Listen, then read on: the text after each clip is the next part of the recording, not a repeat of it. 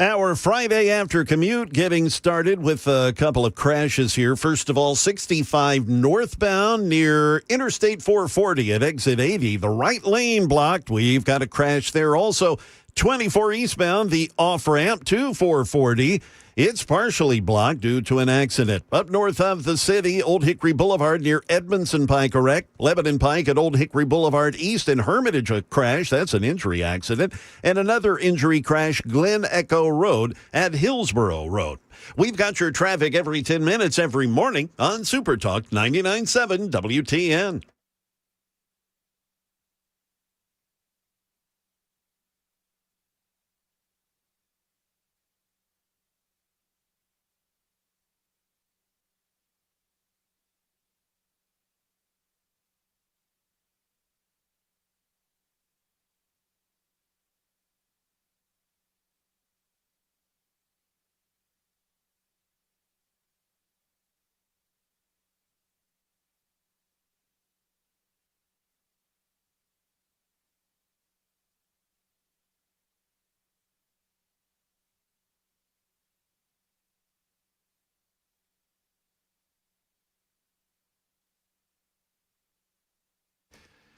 Hello, kids. Welcome in, one and all. It's just after 3 o'clock. My name is Matt Murphy, and this is the Matt Murphy Radio Show. Hi, how are you? How's it going? You doing okay? How's Mama and them? Let's get this show lumbering under its own weight by offering you the pleasantries, letting you know what we'll be doing today between 3 and 7 o'clock on Super Talk 99.7 WTN. I know this.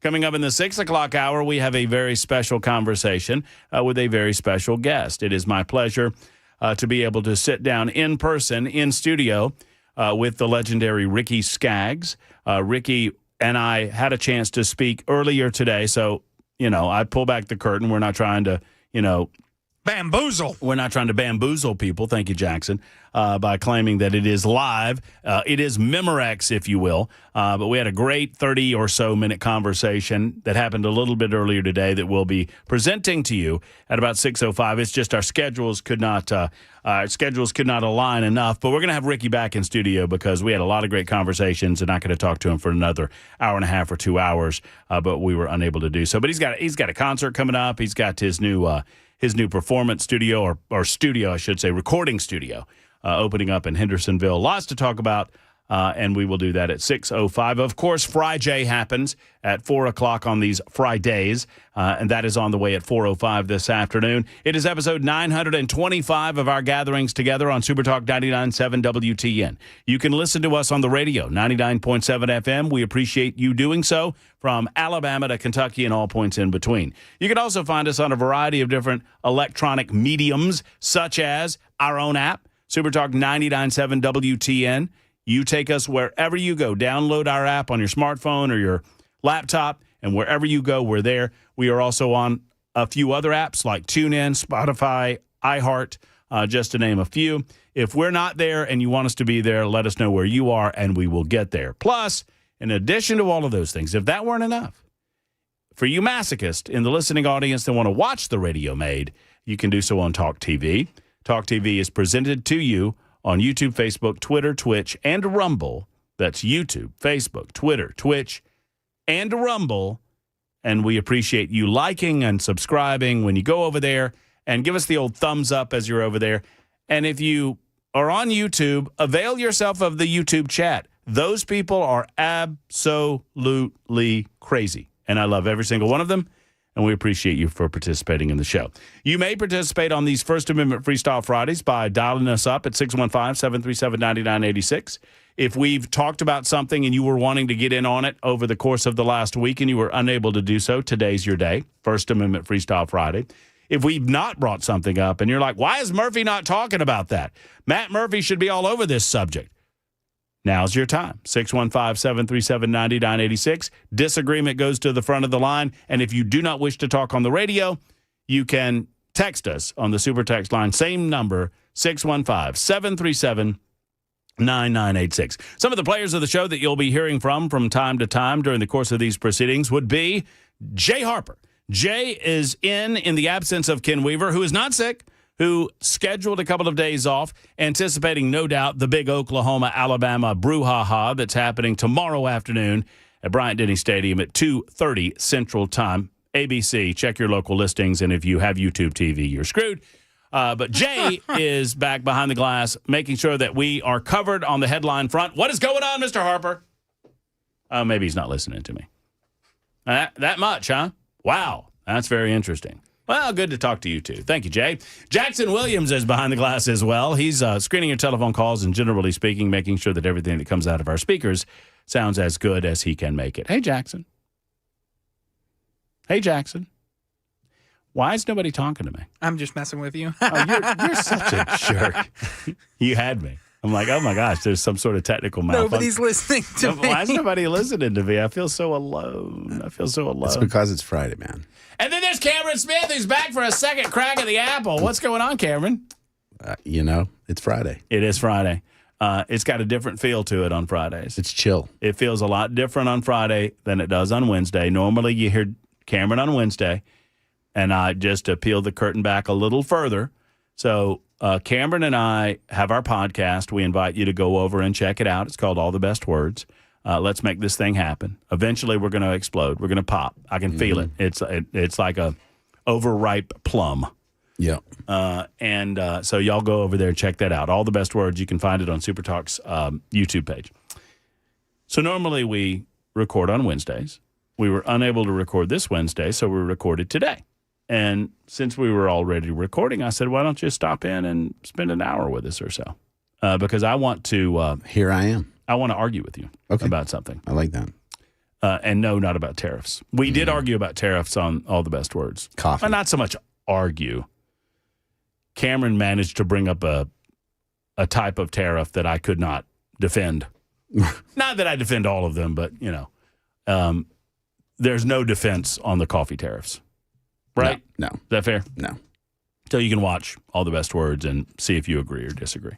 But he stopped by because you brought up in one of the episodes the 7th Congressional District. Yep.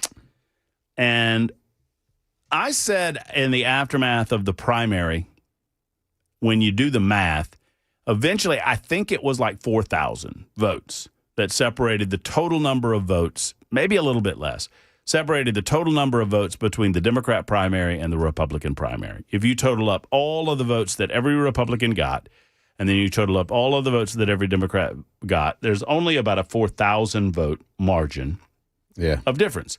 Republicans are 4,000 to the good. Yeah. But that's way too close for comfort in a special election, in my opinion, where the Democrats seem to be hyper-motivated. Yes. And they feel like they've got a winning candidate. They feel like this is so very important. It's the only game in town, right? Nationwide. In a dynamic where the Congress of the United States of America is separated by like 6 guys. I'm talking about both houses, right? Right. And in the House, I think it's a 3-vote margin. 2. It's 3. You can, if you have 3, it flips. You can spare 2. You can spare 2 votes. Republicans can spare 2 votes. So, just think about that. That puts a bright white spotlight on the 7th Congressional District in Tennessee because it's the only election that's going on right now. It is a special election to fill a seat left behind when Mark Green decided to go into the private sector or whatever he decided to do. Yeah. And I'm a little concerned. And as you stated on All the Best Words today, I need to put those fears to bed because of the candidate running in the Democrat on the Democrat side of things. Yeah, I think the way I would phrase this for Democrats, what's the way? Abandon all hope, you who enter here.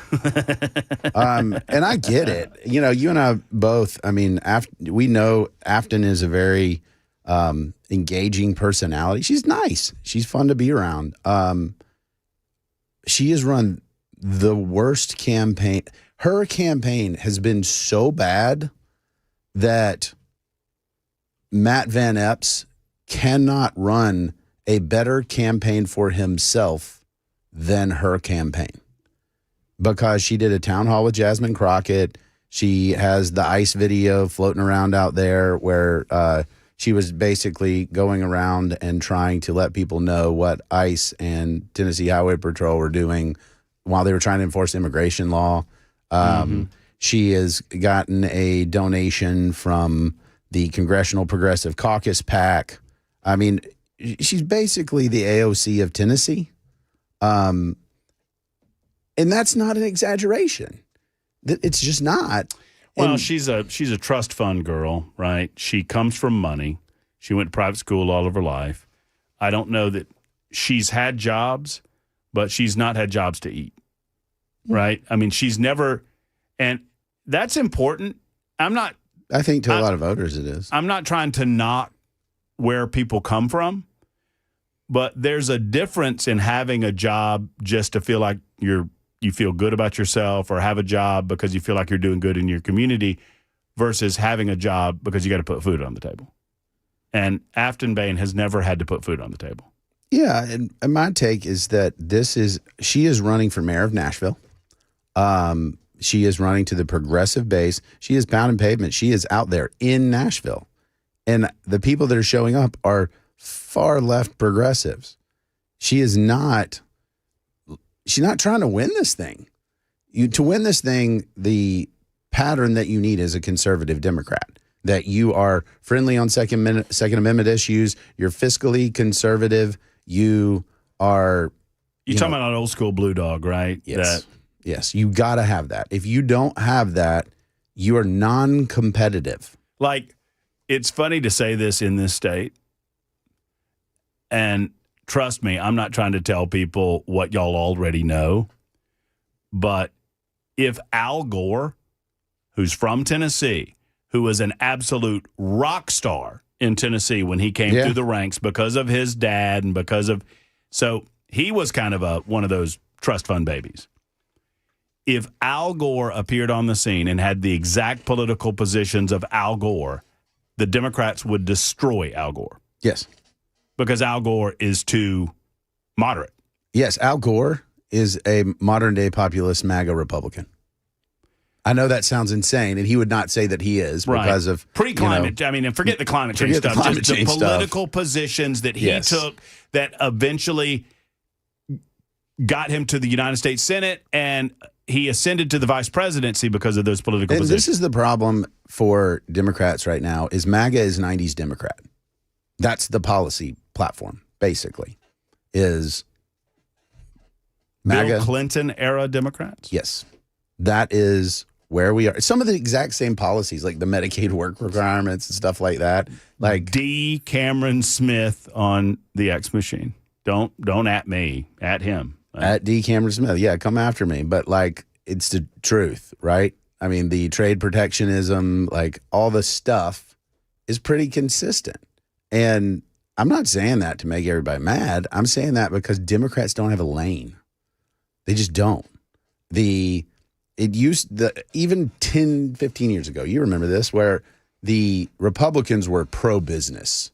Like they were the corporate shills on a lot of things, which they shouldn't have been. They should have been pro-free market. They shouldn't have been pro-big business. Mm-hmm. But now the populist Republicans, MAGA, is very much suspicious of corporate America, very much suspicious of big pharma, for example.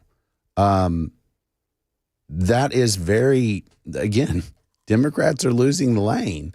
And so Bain is in the 7th Congressional running as very progressive in a district that's, let's call it 60-40 Republican. See, I don't know, and I've interviewed her on a couple of occasions, and I would have her back. She's ghosting me now because someone is advising her that it's not a good idea to reach out to conservatives, which is to your point. Yes.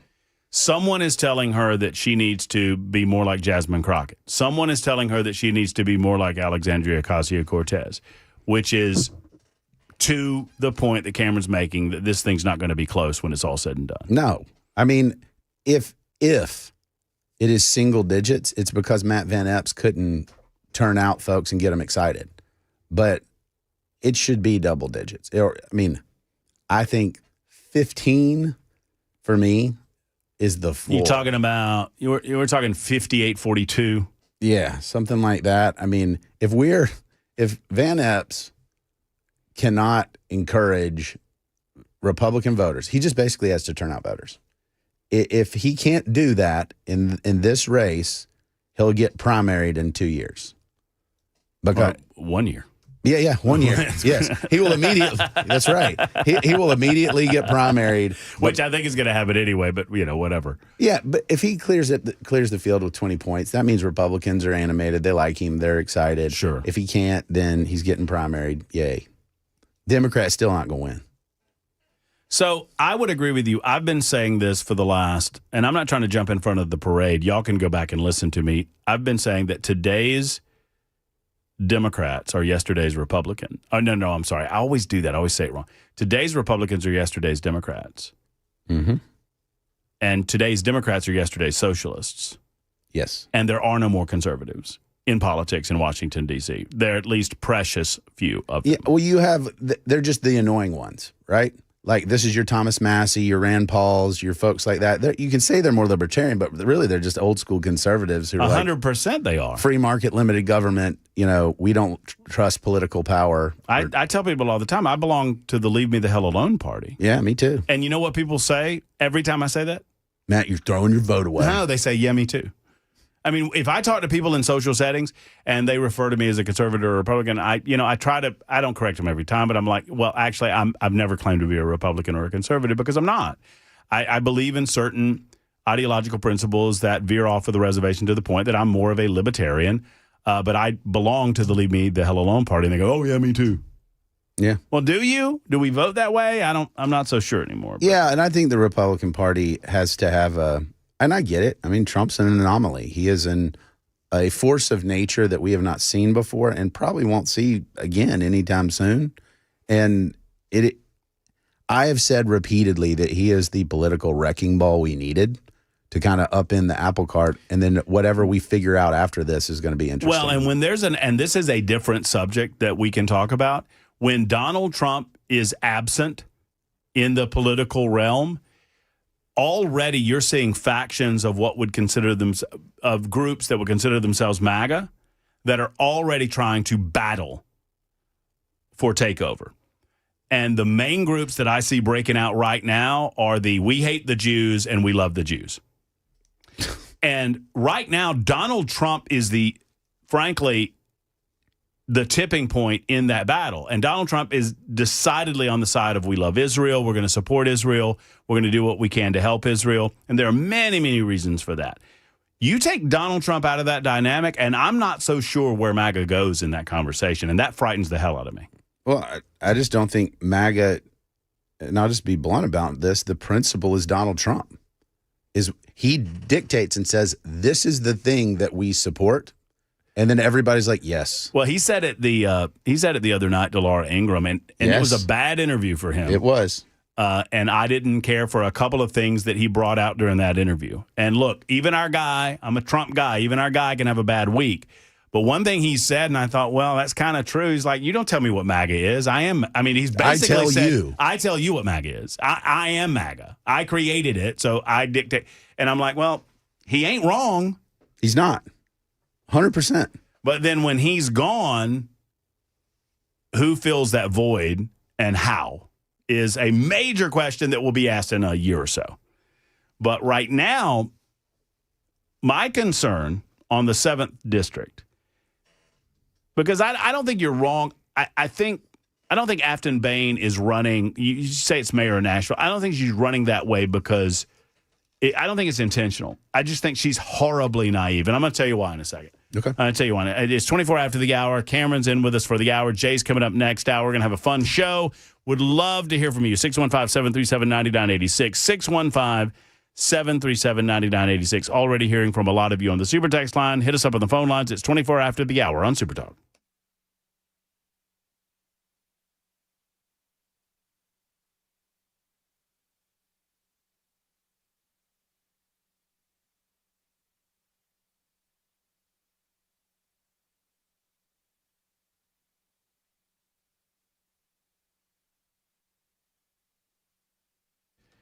Had a wonderful conversation earlier today with some representatives from Men of Valor. We're setting up a wonderful day of giving that's coming up in the next several weeks where I get the opportunity and the honor being on campus with Men of Valor at their Valor Ridge campus here in Nashville, Tennessee. I'll do the entire show from out there, talk to some of the graduates, talk to some of the program sponsors, and just give you a sense of exactly what they do on a day-to-day basis. It's so important for me to do so. We were discussing Tim Tebow's recent visit at Men of Valor, his recent time spent here in the state of Tennessee, and how he encourages men who are in the prison system to find a life of discipleship, a life of God, to find that giving attitude, that giving heart, and that giving spirit that can take men who are in the prison system for a reason and need to serve their time if they did that crime. But when they get out, they turn those men into givers within their community, productive members of their community. Men of Valor lowers recidivism rates. They save us money on an annual basis in the state of Tennessee. The wonderful work that they do, it truly is God's work. I encourage you to go to movministry.com and give as you can. Your time is a wonderful gift. Your money, a wonderful gift. movministry.com. During this giving season, think, if you will, of Men of Valor.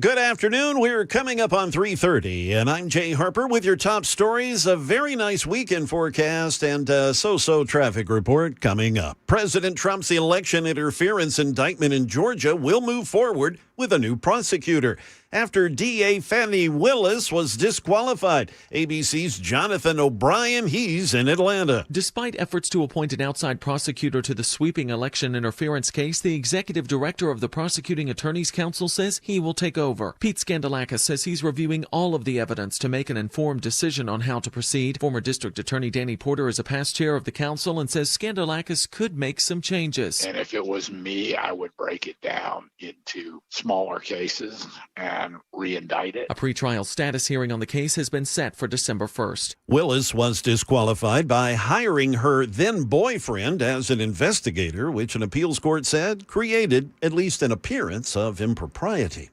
The U.S. military has recently launched its 20th strike on a vessel off the coast of Latin America. In total, 80 people have died in these boat strikes. The Trump administration claims they're going after drug smugglers and narco-terrorists. And ABC's Luis Martinez says the Pentagon has given the operation a name, Operation Southern Spear. The fact that the name is now being made public kind of indicates that there's going to be some kind of permanence to this operation because there is really no indication right now that the operation is going to wind down. We're talking about these airstrikes against these alleged drug smuggling vessels in the Caribbean and in the Eastern Pacific. We're talking about the deployment of aircraft.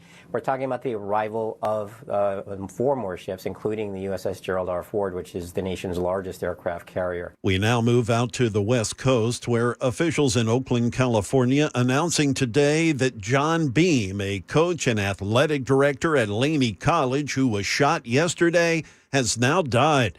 Frederick Chaves, who's police chief of Piedmont, California, and Oakland's former deputy police chief, read a statement from Beam's family. Our hearts are full from the outpouring of love and support from all who cared about him. We are deeply grateful for your continued prayers, well wishes, and thoughts.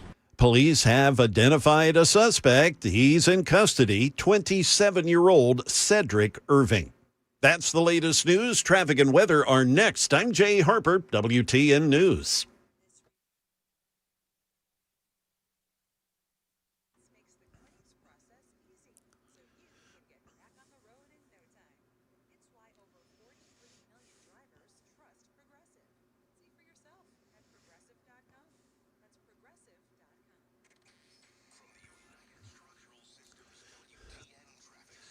Still working on this crash eastbound on 24, approaching Briley Parkway South at exit 54. Also, the right lane still blocked due to an accident, 65 northbound as you approach I-440. That's near exit 80.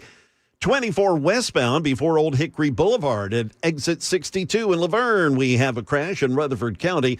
Injury wrecks now, Lebanon Pike at Old Hickory Boulevard East in Hermitage, also in the Four Corners area. Mount View Road, just east of Hamilton Church Road. We've got your traffic every 10 minutes, every morning on Super Talk 99.7 WTN.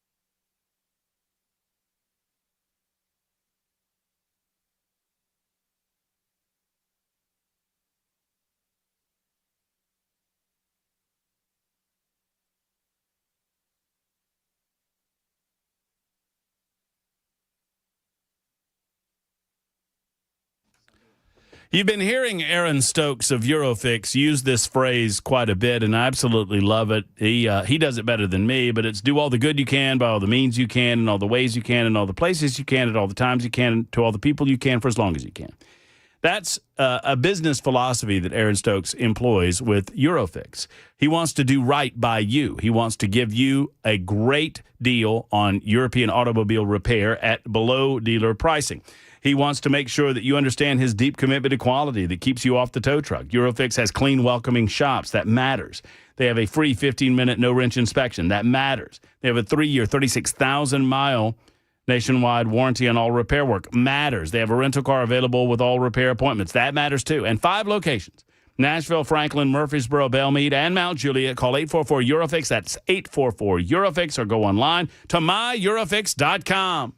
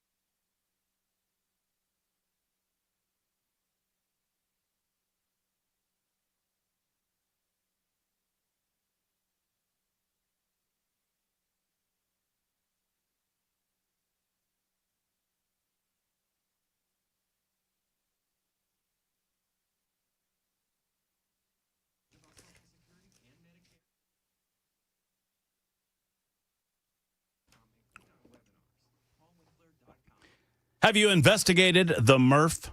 That's right. I have a special package at Contours LLC that I want you to purchase. It's called the Murph. And when you call Keith or Stephanie or any of the crew at Contours LLC, they can tell you all about it. Hey, friends, it's Matt Murphy. And many of you call when I ask you to, and I appreciate you doing so because many of you are concerned like I was, right?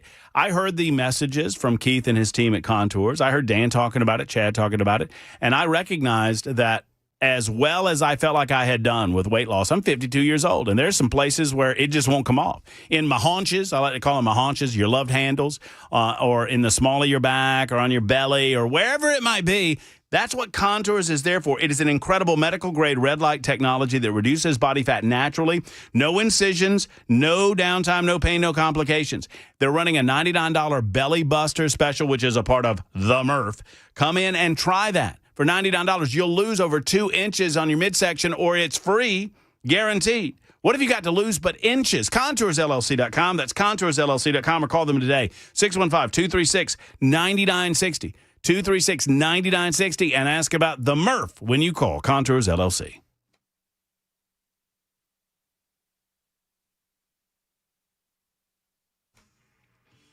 I just told Cameron I love talking about my package on Super Talk 99.7 WTN. We call it Murph, or the Murph. Hello. So, talking about 7th Congressional District, there's still some, how shall I say this, butthurtery. I think there's still some butthurt going on about the primary election. And I think that's spilling over to suggest that Matt Van Epps, despite the fact, to my knowledge, correct me if I'm wrong, Cameron, and I'm not here to vouch for the guy except to say that he needs to be the next congressman from the 7th Congressional District. Yeah. Because otherwise we get some trouble. But he's never served in public office. He served in the Lee administration. He was not a decision maker during COVID, despite the fact that some people suggested that he was. He was a foot soldier, and he did have to enact some of the COVID-era rules that went into place during the, 2020, 2021. So knock him, if you so desire, for that. But he served his country, flew Chinook helicopters in service to country. I've met him, seems like a nice guy. He's kind of, I don't know, you described him as the type of politician you'd want, that he's not that flashy. He's just kind of a straightforward guy, get it done kind of guy. Yeah. Is he a rhino? Because I hear a lot of people saying he's a rhino. Based on what? Based on what? So I'm getting a little sick of the term rhino because I don't think that it means anything anymore. I don't know that it ever meant anything. What it, to me, has come to mean is I don't like that person.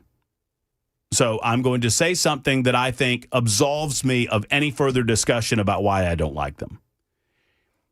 And in that spirit, it's become a conservative version of a liberal calling you a racist. Yes. Right? So if you're having a discussion with a liberal, eventually, I promise you, the discussion gets to one of two places. Because the liberals can't typically defend their arguments. They cannot typically defend their position on issues for the most part. Some can, and in those cases, maybe you'll have a decent ideological debate. But in most cases, they get to a place where they tell you that if you were either a smarter or less racist, you would agree with them. And then they walk away from the conversation. Like, if you weren't so dumb and racist, you would agree with me. That's what they say.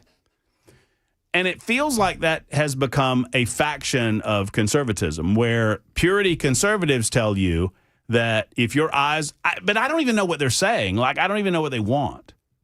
No. And what I think this is a very fair take because this happens all the time. You know, I'll write something that, like, I'll criticize tariffs and people be like, well, you're just a rhino. I'm like, whoa. Wait a minute. The conservative position, long before any of this current political stuff started, was that free trade is good. We want to let people do what they want with their money. We don't want the government to engineer the economy. Democrats were supportive of tariffs. Democrats like managed economy way more than Republicans do. And so I explain that as a conservative principle. I can point to Milton Friedman, like any number of economists that are very conservative that have said this. And they're like, you're rhino. I mean, well, hang on. What does that mean? What it means is you've disagreed with me. Right. And therefore, you are a rhinoceros. And it doesn't bother me at all. If that's the best you got, it means that you know I'm right. I recognize that there are politicians that are called to public service that go to Washington and what I call become Washingtonized, where, and many of them don't realize that it's happening to them, but it does. A good example that's kind of away from the state of Tennessee that I know you'll understand is Richard Shelby. Mm-hmm. Richard Shelby served the state of Alabama. He started off as a Democrat. He converted to a Republican in the early 1990s. He served as a House of Representatives member. He became a senator, longstanding senator, and just gave up his seat a couple of years ago. Richard Shelby became Washingtonized, where he felt like it was his job to bring back money to his home state and to causes that he believed in and that conservatives believed in through Washington, D.C. That's part of being Washingtonized. Yep. And I understand that concept, but is that what people who say establishment mean? I don't know. I just don't know. No, and I think you should this is why the term doesn't work. Is because it means something different every time. So you got to tell somebody what you're actually talking about. And I usually just ask people questions. I mean, that's sort of my jam is what do you mean? What do you want? Like, what is the conservative thing here where a Republican in name only means you vote Democrat. You are a Democrat, but you've changed the name. Okay, but if my policies are conservative and traditional Republican policies, and yours are traditional Democratic policies, who's the rhino? And 8726, back to the conversation about Matt Van Epp, says he may have been a foot soldier, but if he had any character to prove he's not going to just be an establishment puppet, he would have protested the unlawful orders he carried out or would have resigned. Well, what Republicans resigned? Just tell me who's pure enough that they said, no, I'm not going to be a part of this puppet regime and I'm going to resign. So are all the Republicans in office or that were in office in 2020, which, by the way, was an unprecedented time in American history where the government, yes, in fact, did. I can have that conversation with you. But to suggest that everyone should have seen what we now know to be true at the time that all of this was happening is just a garbage argument. And every state in the United States of America shut down in some form or fashion. And Tennessee was one of the first to reopen. Yes. I remember living in Alabama, screaming at Alabama politicians, why aren't you more like Tennessee? It was great here. My kids did not miss a day of school. They were in a homeschool hybrid program. We didn't miss anything. Like, life was actually pretty normal here. And I understand that, and anytime I talk about this, people say more like Florida. Well, Florida was great, and Texas was good, and Tennessee was pretty good too. Well, I got a hot take for you. This is the product of the Republican grifter class. And let me explain why. Because instead of saying, I disagree with this policy, what they do, and these are your nonprofits, your activist organizations and stuff that play this game of true conservative. And one of the things I've always said about true conservatives, you can't have true conservative without con. And the game here is the executive of the organization, the flag bearer of whatever the organization is the arbiter of what's conservative, right? They get to tell you, and then everyone else is impure and unacceptable. And then when they fail or they don't change policy, it's always someone else's fault, right? If we could rally the true conservatives, but hang on, I need you to write me a check first. Like, you and I are true conservatives. You write me a check, and then we can rally the other true conservatives. Right. Well, the problem is this game is just give me money so I can be the arbiter of the thing. And tell you what's pure. Right, and tell you what, I set the agenda, and that's grift. That's what that is. And there are plenty of grifters out there that have a lot of followers. Yes, sadly. and donors. And I want to be real clear about this. The donors are like, I am wealthy. But when it comes, my grandpa said when the spring comes and it's nut cutting time, they're nowhere to be found. And then, so when it's time to count the votes, they lose at the ballot box if they decide to cast themselves as a candidate, and they make excuses about why they lost. Yeah, and look at what Matt Van Epps did. You can say whatever you want about him. He won 51% of the vote in an 11-person field. You know, it wasn't a huge turnout, but come on. You're going to tell me that the voters, 51% of them, just got it wrong? No, I don't think so. They looked at their options and they said, this is the guy. Well, and this is what, and I'm not here to get into an argument with a lot of you. I think we agree on 90% of the stuff, but 0441 says, when I asked Matt Van Epps if he would vote to remove Mike Johnson from the speakership if he fails to deliver on the promises made, his response was, Mike Johnson's doing a great job and I'll continue to support him. So 0441, okay, you don't think Mike Johnson's doing a good job? Then tell me the person that would do a better job Or that can get elected. Here's one. As speakership. Tell me a more conservative speaker. Name one speaker of the House that has ever existed in the history of the United States of America that's more conservative than Mike Johnson. I'll wait. Some of you want these magical unicorn frickin' candidates that don't exist, that can't get the votes that they need to be in the positions of power that you claim to want them in, and you act as if this has ever happened before, and it's never. My goodness gracious, Mike Johnson got the big, beautiful bill passed with 2 votes to spare, and he got it done. And he had one dude that was never going to vote for it in Thomas Massey. He has a 3-vote majority in the House of Representatives, a 3-vote majority, and he's passing legislation. Do y'all have any concept as to how hard that is? Yeah, but this is the game, dude. The game is, well, they can't be the right thing, so we have to keep going until we get frustrating. The right one. Newt Gingrich was not more conservative. Not even close. Not even close. Don't tell me Newt Gingrich was more conservative. Go look at the Congress. Go look at the Congress and look what they passed. It's not even close, y'all. Not a close call. And 3449, I thought the big, beautiful bill was trash, too. But MAGA conservatives supported it. Yes. Because Trump supported it. I didn't think you're talking to 2 guys that didn't support the bill. Correct. Because it didn't go far enough to cut government spending. My big deal is we have a lot of people that talk about how pure conservatism needs to be that don't talk about what the federal government needs to stop doing, spending money that it doesn't actually have. And that's where I can't fault Thomas Massey or Rand Paul. No. They're pains in the ass sometimes, and they frustrate hell out of me sometimes because they're people of principle.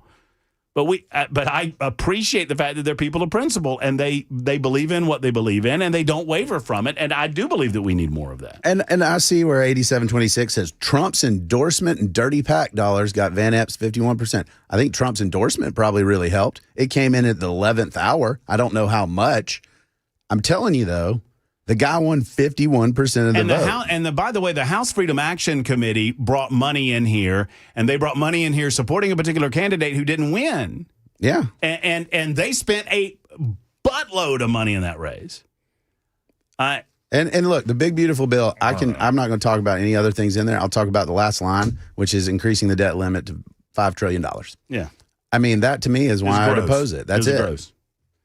It was gross, and it didn't do enough. So, one way or the other, Mike Johnson, I would suggest to you, has he done everything right? I don't think he's done everything right. I think he's done an admirable job in holding alliances together that are wildly different in terms of their approach to government and in their approach to what a conservative is and what a conservative isn't. Because I promise you, the people out in California that get elected as Republicans, they're not conservatives. There are a lot of people that are in that elected body that are nowhere close to being conservatives, but they get elected as Republicans. And so without them, you can do nothing. And without them, you have failed. I would encourage those of you that think Newt Gingrich was that much of a conservative. I mean, look, he was a conservative in the sense that the Republicans took over the House of Representatives for the first time in 40 years or whatever it was in 1994. So I understand that it was a sea change of movement because the Republicans finally had control of the House of Representatives. But if you look at the spending levels and you look at some of the programs, there's no comparison. Yeah, and look, Newt Gingrich is and has been very conservative. I'm not saying Newt's not conservative. He had the same problem Mike Johnson has. When you're speaker, you got to, wrangle cats. Right. He had to bring all kinds of folks together. And you know what's even crazier? He worked with a Democratic president, too. Well, and 0441, I would agree that out of over 200 members, MJ is the best leader from a conservative viewpoint. Not all the Republicans are all that conservative, y'all. And you have to work with those people. True. You have to work with those people. So if you have a group, all right, so if you have a group of 200 people, and let's work off your figures, 0441. If you have a group of 200 people and you want to elect a person as your leader, are you going to get the most extreme on either side of those 200 people elected? Or do you have to gravitate somewhere in the middle and figure out who everybody will accept? Yeah, it's just it is a compromise, and compromise in that sense, you don't have to surrender your principles. No. You just have to be a little pragmatic politically to win. And frankly, I appreciate some of the hardliners that held the line and said we could do better. Look, we had this battle and won, and I don't understand why we don't take our victories. Kevin McCarthy was not as conservative as we could get. You're right. I'm right. You were right. We're all right. So we demanded better and got better. That's what frustrates me. And y'all understand what I'm saying here. Kevin McCarthy was the Speaker of the House. Kevin McCarthy was a California Republican. Most of us said, man, oh, man, I feel like we could do better. I feel like maybe he's working with the other side a little bit too much. Can we not do better? And he got ousted, and it was crazy, y'all, and it was like, whoa, what's going to happen? We got better. We got a better Speaker as a result. And instead of taking a victory lap, instead of saying, yay, us, yay, conservatives, we got something better than Kevin McCarthy in the form of Mike Johnson, the same people that bitched about Kevin McCarthy immediately started doing the same thing about Mike Johnson and demanding better. Yeah, well, 9211 says, Cameron made me realize I was not a Republican. I am a Trump supporter. When he's out of office, what are you? I don't know. I'm getting all worked up. I like it. I didn't mean to get all worked up. I love all of you guys. Tim Burchett is a warrior poet. That's my thought on him. I love Tim Burchett. I think Tim Burchett is a real deal. Tim Burchett is authentic, and I think Tim Burchett, I hope as I said here, I hope that Tim Burchett is the next senator from the state of Tennessee. Interesting. I really do. Over Glenn Jacobs. I hope that Glenn Jacobs is the next congressman from Knoxville. Okay. You see how that works? Yeah, I do. Right? So I hope that Marcia, when she's elected governor, appoints Tim Burchett to be senator, and I hope that Glenn Jacobs runs for that open congressional seat and wins it. I think that is a win-win in the halls of Congress. I'd flip it the other way. I like Jacobs for Senate, but keep Burchett where he is. Yeah, that's. I wouldn't be sad about that either. It's 54 after the hour. There's Cameron Smith. My name is Matt Murphy. It's Super Talk 99.7 WTN.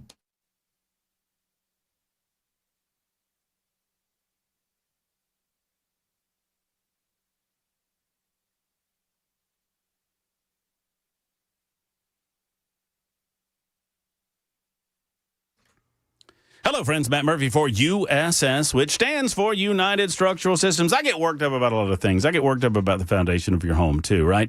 Because USS is the problem solver. They don't get worked up about it. They don't get frustrated about it. They don't get crazy about it. They just come out and solve the problems that's in your house. I mean, so if you've noticed some of the telltale signs, what are those? Windows, doors sticking, walls bowing, floors cupping, noticeable smells and odors coming from your basement or your crawl space.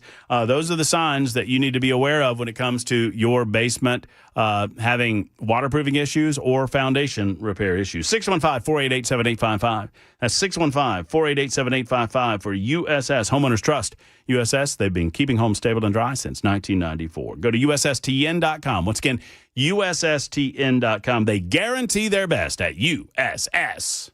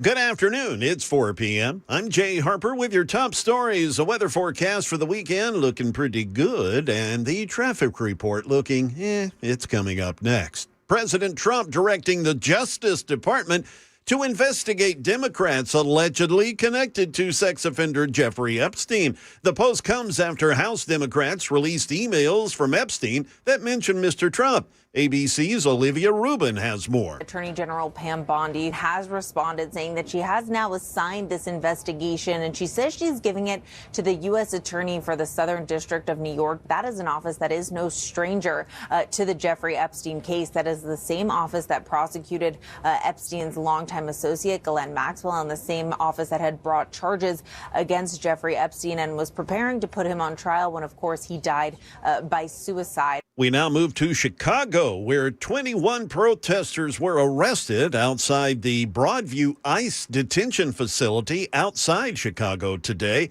Broadview, Illinois Mayor Katrina Thompson said 4 members of law enforcement were injured in the clashes with those protesters. Demonstrators are speaking out against the conditions that are inside the facility. A federal judge had toured the facility this week after a class action lawsuit said conditions inside were inhumane. We have now more from Maher Kawash with ABC News TV affiliate WLS. She's outside the Broadway facility. Over the last few weeks, things have quieted down. There was really hardly anyone out here over the last few weeks until today, where faith organizations, local community leaders wanted to come together and bring in a non-violent protest, specifically requesting access inside this facility to see what these conditions are that these detainees are facing. And today, this morning, that escalated quite a bit. Here's a story, of course, that we reported on quite a bit yesterday. We have an update. The Tennessee Highway Patrol continuing to investigate after one person was killed when their car crashed into the river in the Clarksville area yesterday. Clarksville police reported that a vehicle crashed into the river from I-24 West near mile marker 9 yesterday morning. Fire and rescue from Clarksville got on the scene of the crash at about 5 o'clock and confirmed that there was a car in the river. And then crews from Clarksville Fire and Rescue worked to get the person out of that vehicle after Highway Patrol confirmed that a person had died in that vehicle.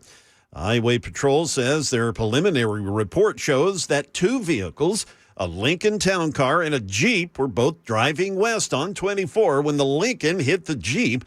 Both vehicles then ran into the median before the Jeep continued down an embankment and into the Red River. Michael Atzert, 52, was killed in that incident. Charges now are pending for the driver of that Lincoln Town Car. That's the latest news. Traffic and weather are next. I'm Jay Harper, WTN News.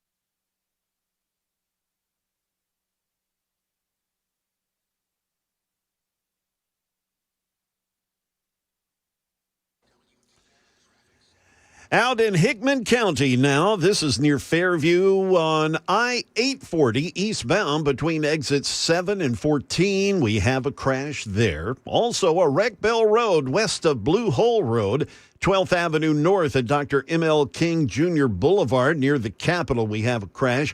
Out in Laverne, a wreck Murfreesboro Pike at Laverne, Couchville Pike.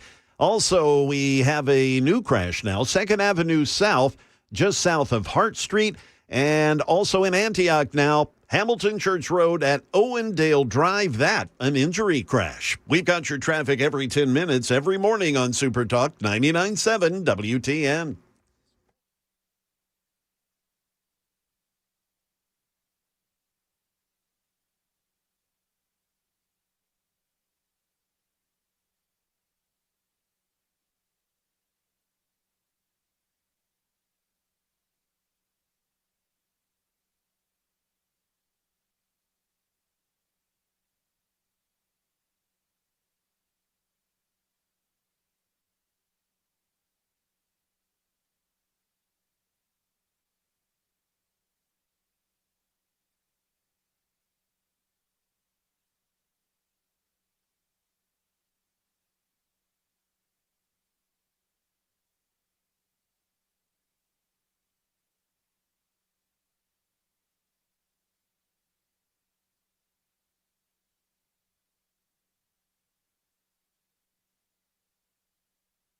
Super Talk 99.7 WTN. My name is Matt Murphy, and I've done enough ticking people off today. I want to have a little fun. And so we shall. Now, I take no responsibility in this troll tweet that Cameron Smith just put out. Cameron, you know what he did, Jackson? What'd he do, Matt? He just pooted in the car and jumped out of the car when we all have to sit here and smell it. That's what happened. What'd he do? And you need to answer this question, Jackson, before we introduce our man, Jay St. Clair, and we introduce you to FriJay, and you are invited to be a part of FriJay by calling us up, 615-737-9986, with all of your legal questions, or hit us up on the Super Text line with any and all of your legal questions. And yes, you can sue the host of this show with $140 in a crayon. So, I lost Ed. I was going to Ed before we did anything else, and Ed hung up because Ed wanted to, what did Ed want to do, yell at us? Yeah. Ed, call back and you can yell. I like the yelling. I yell, you can yell, everybody gets to yell. Come on, Matt let's yells yell. at me all the time. I yell at Jackson constantly. I don't yell so much at Jay Harper because I like him better than you, but I could if you wanted me to. You want me to yell at Jay because of the traffic? I mean, Jay is 100. If you're driving in crappy traffic right now in Nashville, Tennessee, Jay Harper is 100% to blame. It's all me, man. See? I'm the jinx. At least he admits it. At least he admits it. So what's your question? Jackson. Yes. Cameron has posed this question. I have not. Okay. He included me in this because he's trying to drag me into the room with him, and so that we collectively get beaten viciously about the head and shoulders. What type of question is this? Here it is. It's a sports-related question. Okay. My wheelhouse. Uh-huh. That's right. You're the sports expert on the Matt Murphy Radio Show. And we haven't done we need to do an Action Jackson Sports Minute coming up. Everybody's playing again this week. Coming up Last later week on was the show. bye week. You want to do that in the 5 o'clock hour? A little Action Jackson Sports Minute? Let's do it 6 o'clock. Okay. We have Movie Mayhem. We got Movie Mayhem. Sports Minute. A lot of fun. And Ricky Skaggs. And Ricky, I mean, it's great. It's going to be a great 6 o'clock hour. The kids would call it a banger. It's really nonstop from now. I mean, we got Cameron out of the way, and now it's 4 to 7. Non-stop. It's just. That's right. That was just a warm-up. So I hope Jay's listening because I need him to maybe answer some of this too. So here's the question. Volunteer football fans. Yes. Mm-hmm. Yes, sir. You love your state. Where are you going with this? I have a feeling I know where you're going, and I have a very Jackson, passionate answer. Do you love the state of Tennessee? It is my home. Okay. Is it feasible that Tennessee will make it into the college football playoffs? Just answer the question, Jackson. There's a chance. Jackson. There's always a chance. Jackson. Don't count out the balls. What we want to know is, does it not make sense for Tennessee fans to root for Vandy because Vandy is the only state football team that has the ability to get into the college football playoff at this point. Matt, you remember a conversation we had when I was just new and fresh faced on this show about SEC teams. You were like an interim producer of the show at that point. Before I was even, got the permanent label. Is this the one where you told me that every week you hope that Tennessee wins and every other SEC team loses? Yes. Was that conversation? Yes, Matt. And I have a follow-up question. What conference does Vanderbilt play in? I think it checks notes here. I think it's the Southeastern Conference. Yep, Jackson. bleep them. So I will not root for Vanderbilt to win a single game. So I hope Tennessee keeps them out of the playoffs. Why would you? So for Vanderbilt to make the playoffs, they have to beat Tennessee. Why would you root against your own team? That is nonsensical. Well, it's just a question that if Tennessee's hopes and dreams are dashed, would you not want to support? No. You're coming to Neyland, and I'm not rooting for Vanderbilt to come into Neyland Stadium and beat Tennessee to go to the college football playoff. In no world. If Tennessee was 0 and forever, dogs and cats could be living together, and a Vanderbilt victory guarantees Jackson Williams $100,000. Doesn't matter. Vols by Fitty. Let's get to FriJay on Super Talk. Good morning, Americans. It's FriJay. It's a perfectly legitimate question. I did issue. He included me on that X post, and I did. I alerted all of our fan base that troll alert. Complete troll alert. Let's talk to our man. It's way past time. He is our legal correspondent and consultant. He is a good Tennessee man through and through. He's the sharpest legal mind I've ever known in my life. He plays a pretty good game of golf, and he shoots a pretty good a game of craps. Is it a game of craps? Oh, I've screwed myself up in my introduction now. He is our guy, Jay St. Clair, and he joins us during FriJay. Jay, what's going on, buddy? Is it? I guess it's. I should have said he shoots a good game of dice. I guess is what I should have called it. Jay, I got a question for you. All right. How you doing? Yeah, man. If I were any better, you and I would be bent over a craps table right now, shouting for a hard 10. Boy, oh boy, I can't wait. We got we've got us a real estate development seminar and financial symposium scheduled for next weekend. I'm very excited about it. I'm very excited about it. Jay, lots going on, man. Lots happening. Would you care to answer the question I just posed to Jackson? I don't know if you heard it or not. Yeah, no, but I mean, Jackson's right. I mean, Tennessee plays Vanderbilt. And you would never root against Georgia. You would never, ever root against Georgia to lose any game. I would not. And I would never root against Tennessee to lose any game. I get it. So it's just that easy. If Tennessee wins, Vanderbilt's out. Yeah. But if Vanderbilt wins, yes, I do hope they make the playoffs. I think that'd be great. Well, I mean, because if it's not them, it's going to be somebody outside the SEC. So, and it probably. No, yeah, you're right. You just opened my eyes to this. This is probably, obviously I'm having fun right now, but I think it may be after that game happens, and obviously Tennessee's going to root for Tennessee, and I don't begrudge them that. They should. Right. But after that game, let's say Vandy squeaks one out against the Vols, which is bound to happen once every 25 years or whatever. Right. Then what do Tennessee Vols fans do? Absolutely. I wish the playoff were all SEC teams. That's the way it ought to be. That's the way God intended. Yeah. So, I mean, if it's between Vanderbilt and a non-SEC team, absolutely. The more SEC teams, the better for the conference. I dig that way of thinking. I really do. Jay, and it might be a little bit because I know you do us the benefit of following a lot of this political stuff because you know that I'm going to ask you about it. I mean, I know that, and I thank you for that. And we didn't talk about this previous, but in the world of legal circles, can you think of any reason why, because people have called for the release of the Epstein files, right? Release the files. Let's go. And I've done it. I've called for it. Sorry. From a legal perspective, I guess the first question would be, what does that mean? Well, I don't know because I don't know what they're referring to when they say the Epstein files. Mm-hmm. I just don't. That's not a legal term of art, man, and so that's not a defined term. But maybe they're saying every piece of paper that the federal government has that relates to Jeffrey Epstein in any way. I think that's what they mean. Yeah. Or maybe what they mean is the FBI probably has an official file on him, but they're not saying the FBI file. They're saying the Epstein file. So no, I don't know what that means. But to answer your question, and I can't really say is there any legal reason not to because I don't know what's in it. Mm-hmm.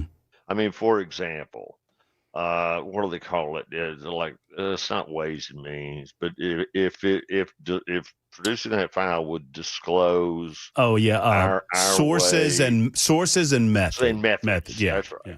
And so, if disclosing that all of that file unredacted would help criminals understand how we surveil and catch criminals, then I wouldn't release that part of it. Mm-hmm.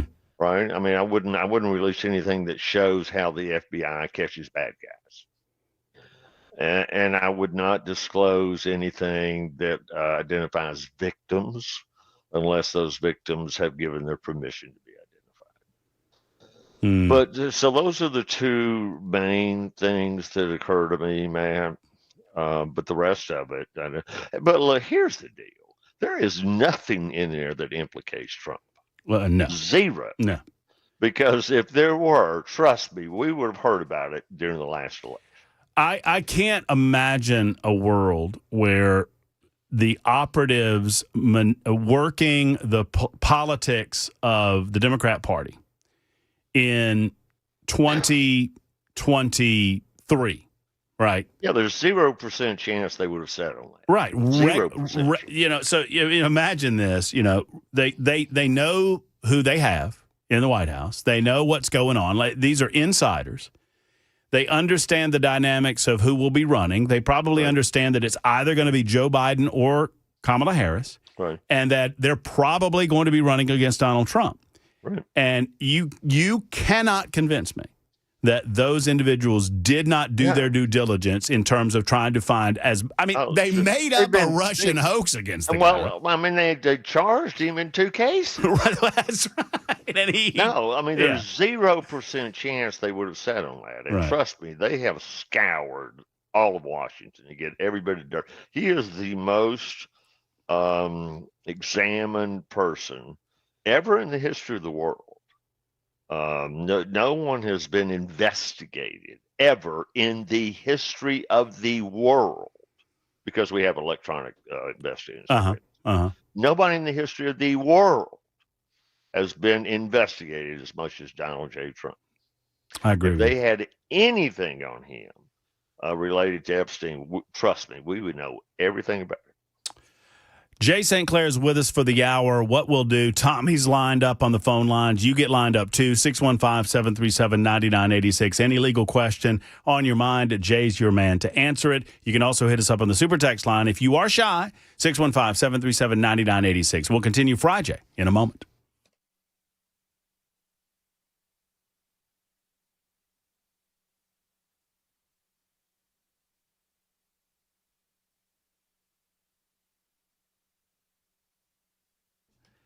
Hey, friends, it's Matt Murphy for Safe House. Nashville Safe House has rebates galore. Well, Browning's got some rebates, and they got some rebates, and there's other rebates, and you never pay sales tax on a gun safe at Nashville Safe House, and all of that adds up to huge savings during the holidays. So let's talk about that $400 rebate from now until the end of the year with the Browning safe. And Browning has some of the best fire ratings in the industry.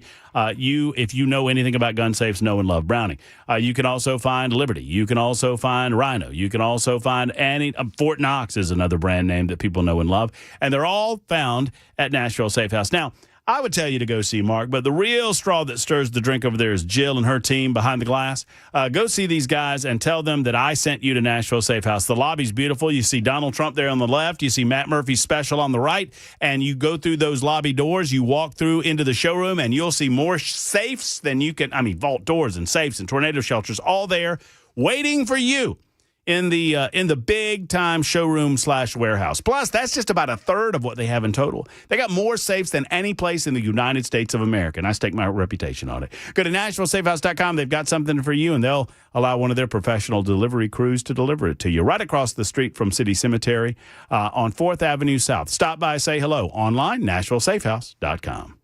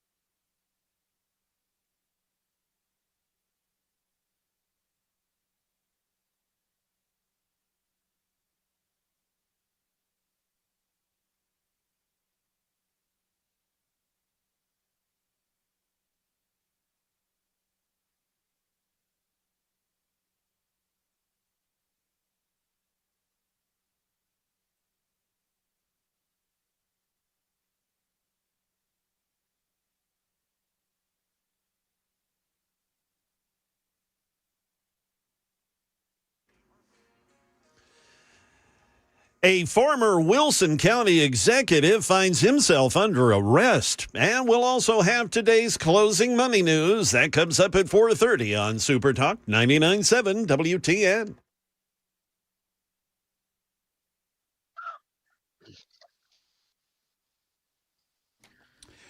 If you're watching the big games this weekend, hope you don't have YouTube TV. They still haven't resolved that nonsense. Can't even watch Nashville 911.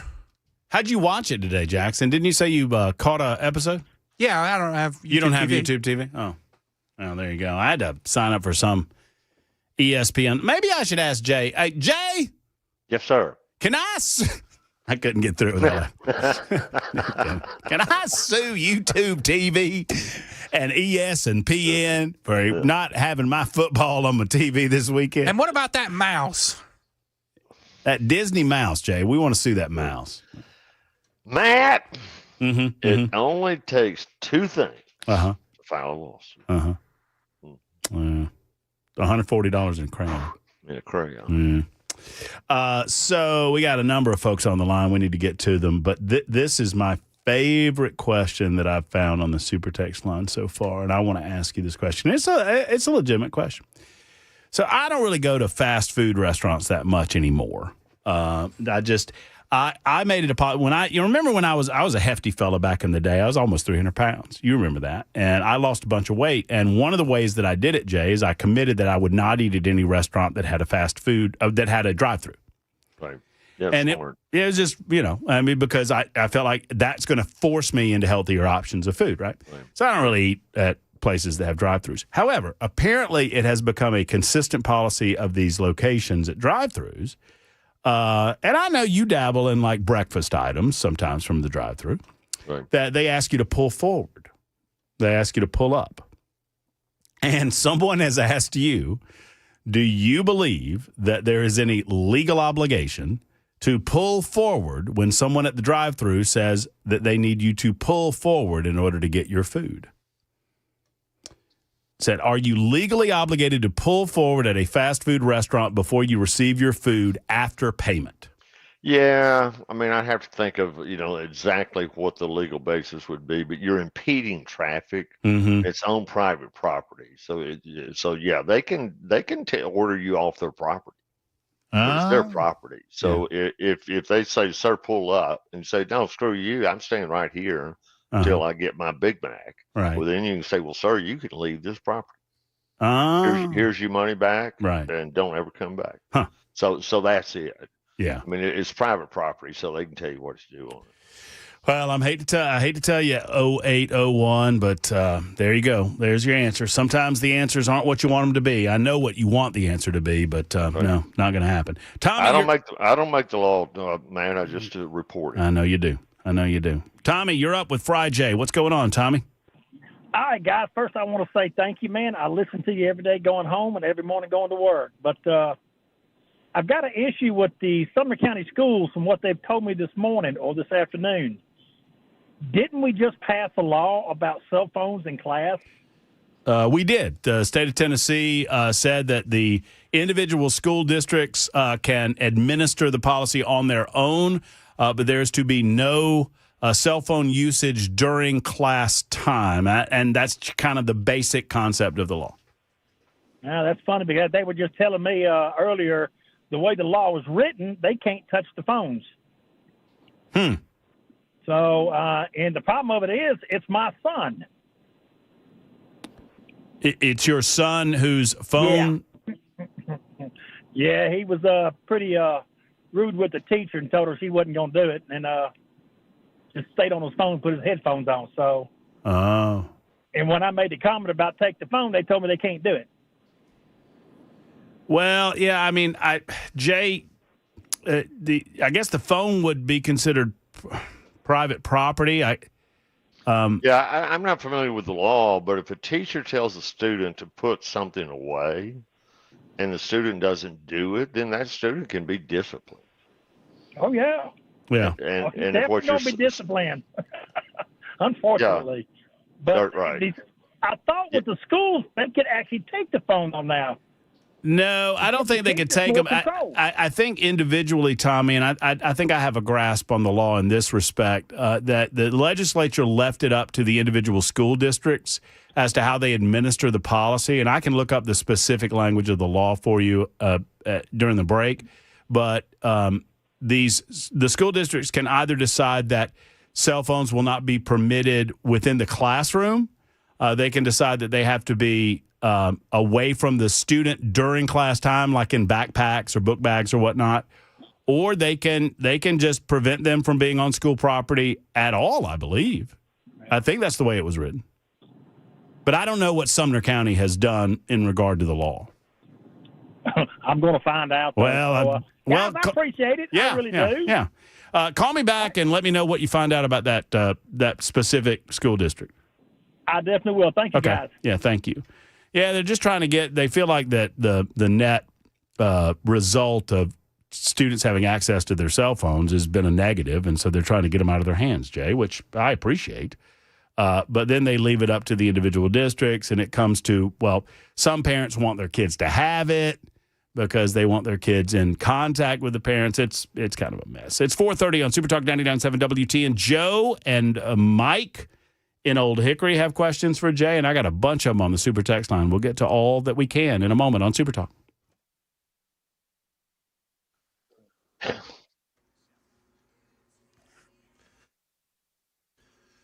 Good afternoon. It is 4:30. I'm Jay Harper with your top stories. I've got a weather forecast and a traffic report coming up. The Wilson County Sheriff's Office, they have arrested the county's former IT director following a months-long investigation into alleged inconsistencies. The investigation led deputies to search the home of former IT director Kenneth Hammonds Jr. Media reports say that investigators recovered multiple stolen computers and electronic devices. The sheriff's office noted that several of the stolen devices were actively being used at the time of the search warrant.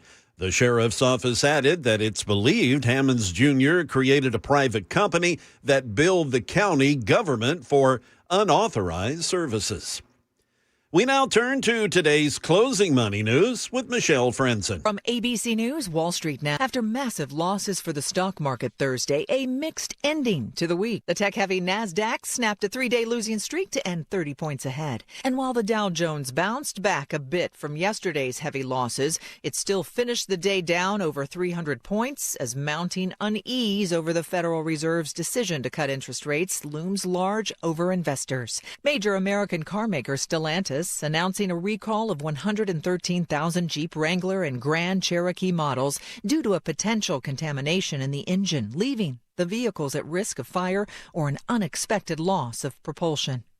Snackers opening up some popular Cheetos and Doritos snacks may notice the chips looking a little different as parent company PepsiCo looks to pivot away from artificial dyes. These Simply Naked brand snacks will retain their same great flavor without the messy, bright orange crumbs left behind. That is the latest news. Traffic and weather are next. I'm Jay Harper, WTN News.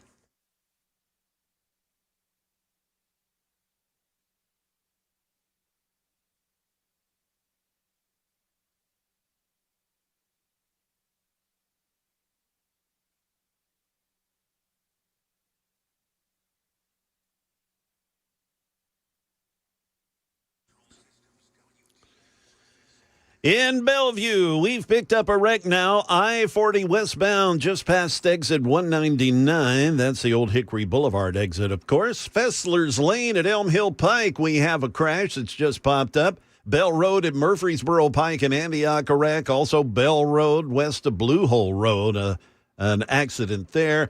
And in Laverne, Murfreesboro Pike at Laverne Couchville Pike, a crash. We have your traffic every 10 minutes every morning on Super Talk 99.7 WTN.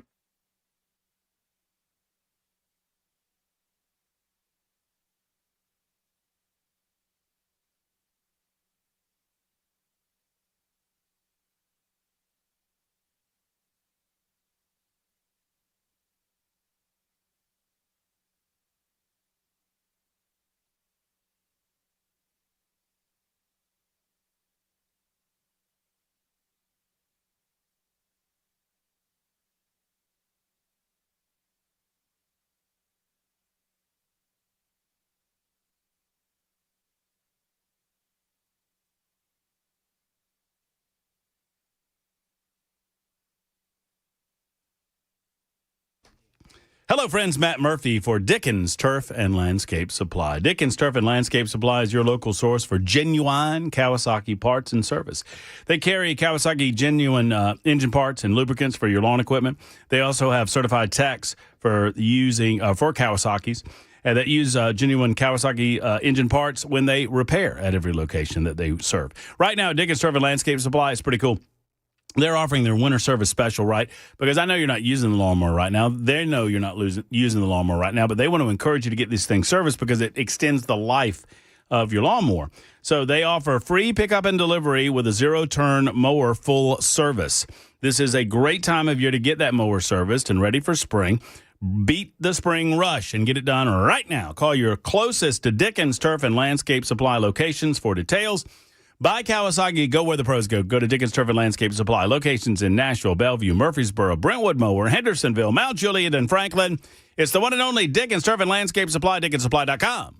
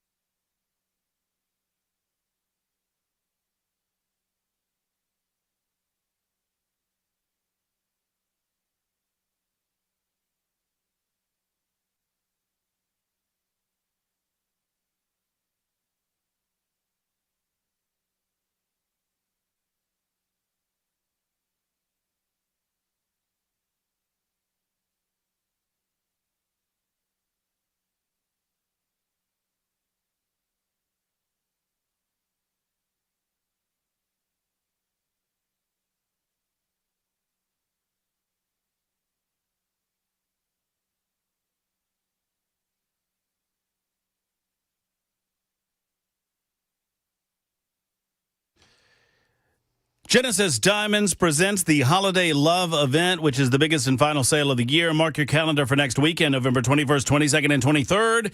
Enjoy incredible store-wide savings of 20, 30, or even up to 35% off engagement rings, earrings, pendants, bands, bracelets. It's the biggest and final store-wide sale of the year. If you've lived here a while, you know that this is the big one, right? This is the one that folks wait for. Acclaimed designers will be here with their entire collections. It is the big holiday sales event, right? So you need to get moving. Whether it's a fall engagement or shop early for Christmas, reward yourself with a stunning Rolex watch or whatever the occasion. Do not miss the incredible savings event, up to 35% off. Genesis, amazing everyday low prices. All right, so it's 3 days only, not this weekend, but next weekend, November 21st, 22nd, and 23rd, exclusively at Genesis Diamonds, Green Hills, and Cool Springs.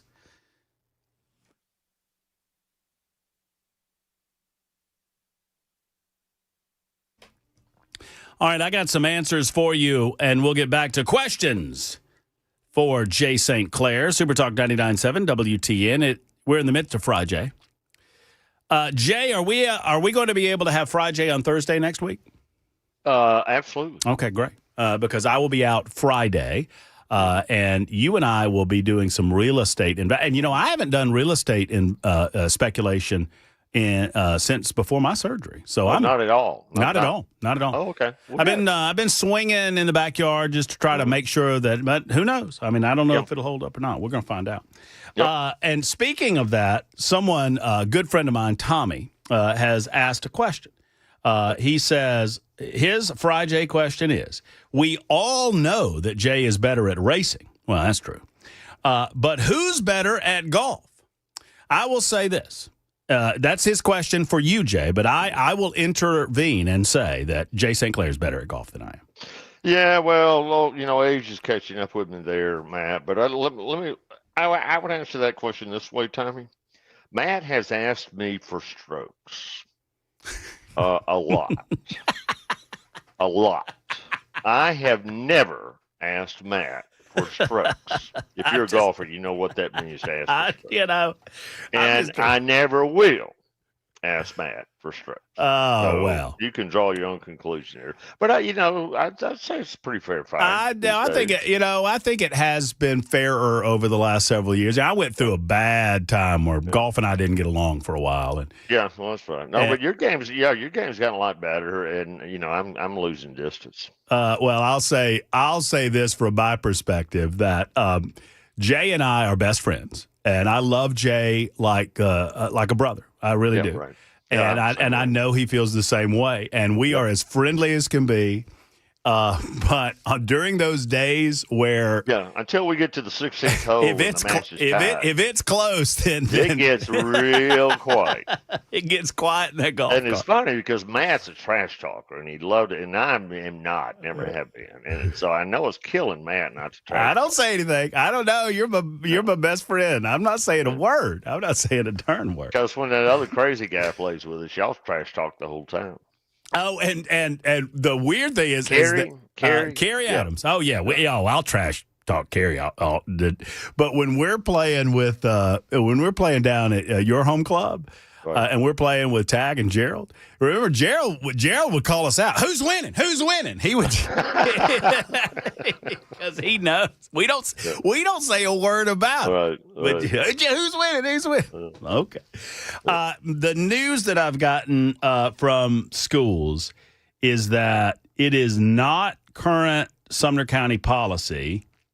It is current policy that you can take the phone. So, the law allows them to do that. Right. The law says that. It's not Sumner County. Right. Okay. I've got the law right here in front of me. What? And it says that, I'll read it to you, that any school board may authorize a teacher to withhold a student's telephone for the duration of the instructional time for the rest of the class if the student violated the policy. There you go. So state law gives the school districts the authority to do that if they want to. So if I understood what the gentleman said to us, I hope he's still listening. Tommy, if you're listening, if the teacher told put your phone up, son, and your son said pound sand, Well, the teachers say, all right, well, then give me your phone. Right. And if the teacher somehow said, I'm not allowed to take it, the teacher was in error because she can, according to the law. Well, unless Sumner County has told them not to do it. But state law allows them to do that. And my go-to guy on these matters is Representative Scott Sapicki, and he just indicated that teachers are, and you just said it, Jay, you read from the law, that they are allowed to take the phone away. So there you go. Joe is next up. Joe, you got a question for FriJay? Yeah, kind of, but it's for you too, man. I'm a big listener here. Okay. Yes, sir. I was just wondering, how does it feel having to support a pedophile to pay your bills? I don't support a pedophile to pay my bills. Oh, y'all been greasing him up all day. It's coming out. You're going to look so stupid, Matt. Your time's numbered, man. No one cares about you. All you buy. Oh, Joe. Joe, Wait. hey, Joe, Oh, I got a question for you. Yeah, he hung up. But he's still listening, Jay. Is he an Alabama fan? He is either an Alabama fan or a Florida fan. Oh, The more I think about it, he's probably a Florida fan. It might be a Gator. That might be a Gator. Yeah, Joe, I'm happy to talk to you anytime, buddy. Call us anytime you want, and I thank you for listening. And, Joe, just to answer your question, Donald Trump does not pay my bills. You do. You pay my bills. You pay my salary. And I appreciate that very much. Thank you for your service. Mike is next. Mike, we have to be a bit pithy with this question I ask of you to directly get to your FriJay question. It's about taxes. Okay. Is Jay still there? He is. Yes, sir. All right. It's very simple. It's called minimum required distributions. We now have senior citizens now, and we're in this political environment of affordability, and nobody can pay anything. They can't save anything. Right. But we've got this thing called minimum required distribution. So Yes, sir. I know all about that. Did you call last week about this? Well, nobody's answered back, and that's what I'm asking. Yeah, but you did. You called and asked the question last week. Yeah, Mike. Yeah. No, I'm very familiar with it. Once you reach age 73, if you have a tax deferred, I know you're going to tell me I got to pay. Mike, I'm gonna hang up on you because you're rude to my guest, and I love my guest, and you can be as rude to me as you want to be, but I don't like you talking over Jay, and so I'm just going to suspend that call as host of this show. Okay? All right.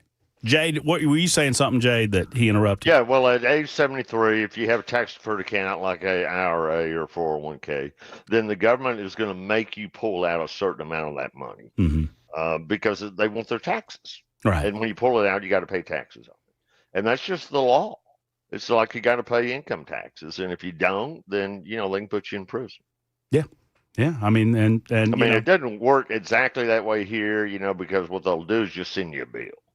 Even if you don't pull the money out, they'll say, well, if you had pulled out the right amount of money, this is how much tax you would have owed, and so we're sending you a bill. So don't pay the taxes, Mike. Yeah, Mike, that was Jackson, Mike. Jackson is advising you not to pay your taxes, Mike. And Jackson, where'd you get your law degree? Walmart's? Yes, sir. It was on sale next to the nice coats. The nice coats. Got some tater wedges with it, too. Oh, boy. You got over there to the grocery section. 4101 says, question for Mr. J. In the state of Tennessee, do you believe a living trust or LLC is a better way to protect real estate assets? I would just get an LLC. It's simpler and easier. I don't know about protect. I don't know what it means to say protect. But, here's the reason you do a living trust or an LLC is to have a separate legal entity so that anything, if somebody falls on the property and gets hurt, they can't sue you personally. They have to sue the LLC. So really, as I think about this a little bit more, they serve a different purpose. I don't know what you mean when you say to protect property. So I would have to know more specifically exactly what your goal is. But it is a lot cheaper and simpler to set up an LLC than to set up a trust. No, that answers that. Question for Jay from 3476. Can a teacher sue a school if, well, I mean, Jackson, Yes, why don't you take it with your Walmart's law degree? I think even you know the answer to this. Jackson, can a teacher sue a school? If they have two things. What are the Jay? We need to know what those things are. What are those things, Jackson? No, Jackson, he's got it. Yeah. In so my proud legal of you, Jackson. expertise, you need $140 and a crayon of your choosing. I like you more and more every week, Jackson. Thank you, Jay. I like you too. Jackson, I'd like to dig a little deeper, and and Jay, with your permission, I'd like to ask if I wanted to use a colored pencil or another implement of writing, would that be acceptable, Jackson? I believe so. Yeah, it's not as funny as a crayon. No, it's not nearly as funny. Crayon's funny. You know how many times people when we have our FriJays together, people ask me what's the preferred color of crayon, which I absolutely love. 4896 says, Murphy, will you ask Jay if he can make me a ham sandwich? I need one to sue. And he said, and while you're making the sandwich, can I borrow a crayon? Your listeners are so clever. They're funny people. It is so clever. All right, quick timeout. We'll finish up with Jay St. Clair in just a moment. 48 after the hour. Super Talk 99.7 WTN.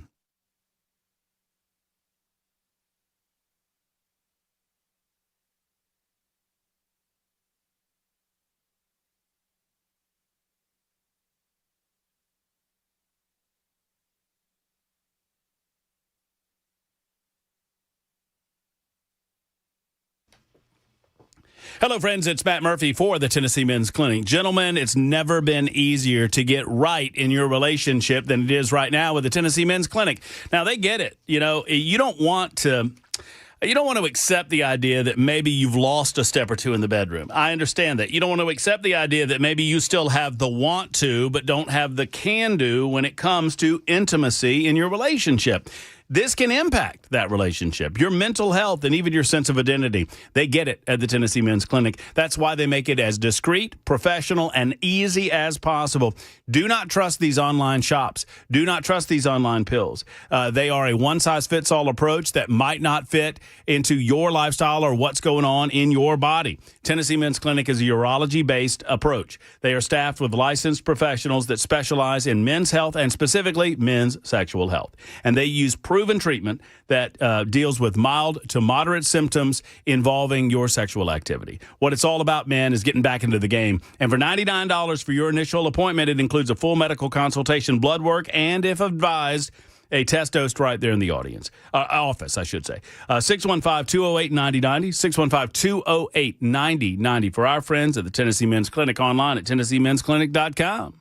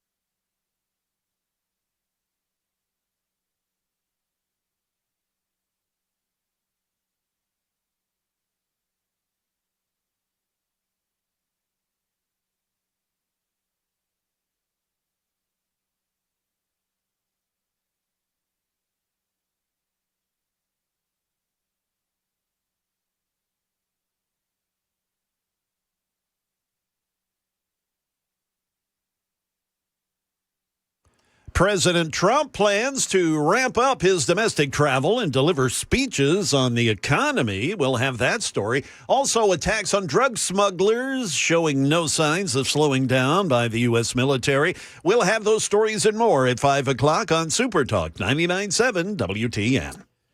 Thank you, Jay Harper. A couple of additional moments with Jay St. Clair and FriJay. And many of you have questions for him. We'll get to them. Hey, Jay, guess who I get to talk to? Well, I technically talked to him earlier today, but we're playing it at 6:05.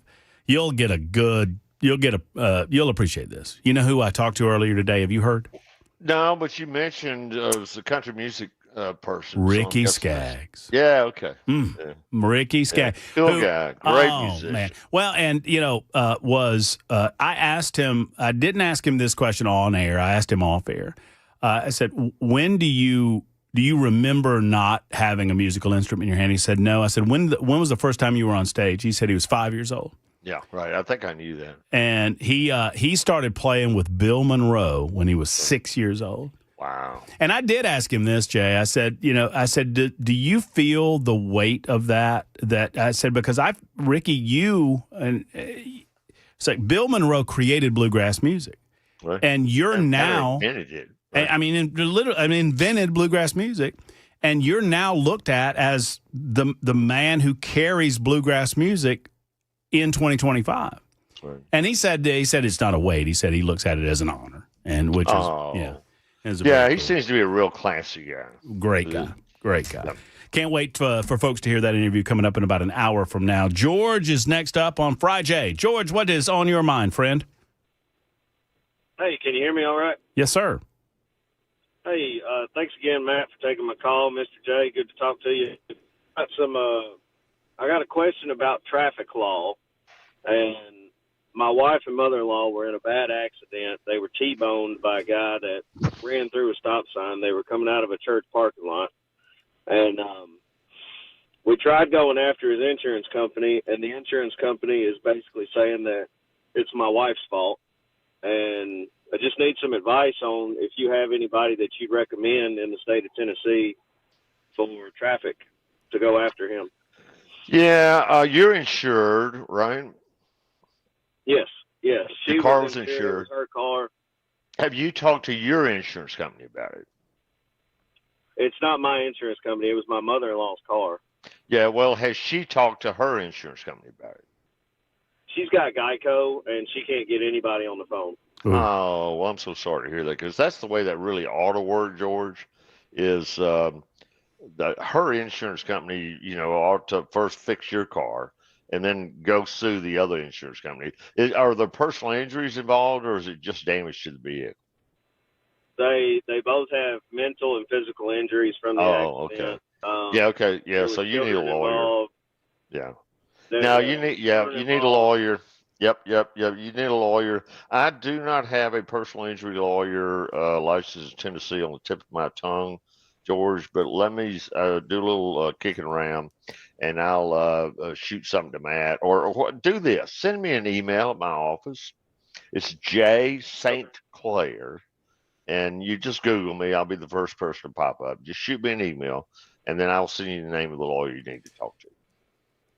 Okay, I appreciate that, sir. Thank you. And that, George, that's STCLAIR. That's right. The way to do St. Clair. Okay, George, that's a great call. We'll finish up with this one, Jay. Yep. 4460 wants to know, Jay, can Jackson count FriJay as a continuing education credit for his Walmart law degree? Wow, that is brilliant. And the answer to that is yes. Yes. Because I teach a law school class, and I actually get all my CLE credit from doing that. So, yes, Jackson, I would record. Well, CLE works 40 minutes is really equal to an hour. Mm-hmm. So you've got probably all of your CLE credit for the year. Whoa! Good for you, Jackson. Whatever that is. Way to go. So you can keep that law license one more year. Jay, love you, brother. We'll talk to you next Thursday, and then I'm excited about next weekend. Looking forward to it. All right, take care. There's Jay St. Clair. That's FriJay. Super Talk 99.7 WTN. Coming up next hour, Nincompoops in the news. Hour after that, Ricky Skaggs. Lots to get into. Plus, there was a local complainer about her SNAP benefits not giving her the opportunity to feed her own family. We'll share some of that with you coming up next. It's Super Talk 99.7 WTN. Here comes the news.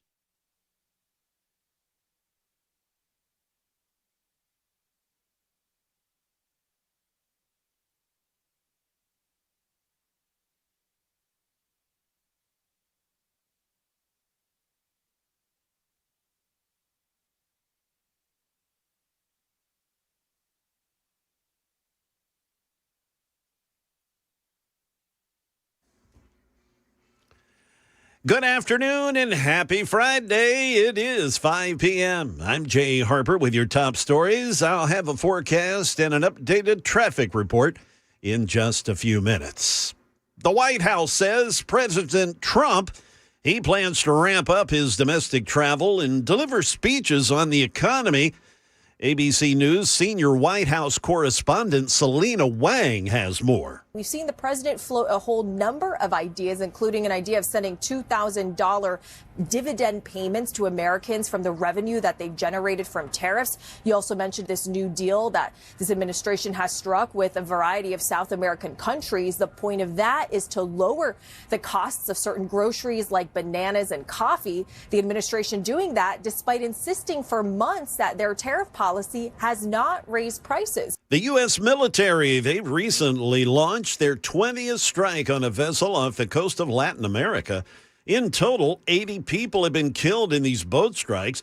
The Trump administration claims they're going after drug smugglers and narco-terrorists, and the Pentagon has named the operation Operation Southern Spear. ABC's Mick Mulroy says an aircraft carrier, the USS Gerald Ford, along with other assets, are headed to the region. If they do elect to take airstrikes in Venezuela, potentially to go after some of these illegal narcotics infrastructures, this could do it. This would give them that capacity, along with the guided missile destroyers that are also in the region. Apple iPhone users can now use digital IDs at 250 airports all across America. ABC's Mike Dubusky explains how it works. You get your actual physical passport, you get out your phone, you take a picture of the front little photo page, and then you also scan the chip that's in the back of the passport. And then you also have to take a selfie so Apple can actually make sure that you're the one trying to upload this digital ID, as it's known, to the Apple Wallet app. And now we head back here to Nashville, where a delivery driver is in custody after police say she fired at least 2 shots at another vehicle during a road rage incident Wednesday afternoon. Nicole Douglas, she was driving a white budget truck on Harding Place. She got into an argument with another driver, according to police. She allegedly pulled out a gun and shot it at least twice, striking the other car and almost hitting the driver. FedEx is, who she used to work for. She had worked for them, but she was off duty at the time of the incident, according to FedEx. The company said that Douglas, quote, is no longer providing services for FedEx, unquote. She's now charged with attempted criminal homicide, vandalism, and possession by a felony of a weapon. That's the latest news. Traffic and weather are next. I'm Jay Harper, WTN News.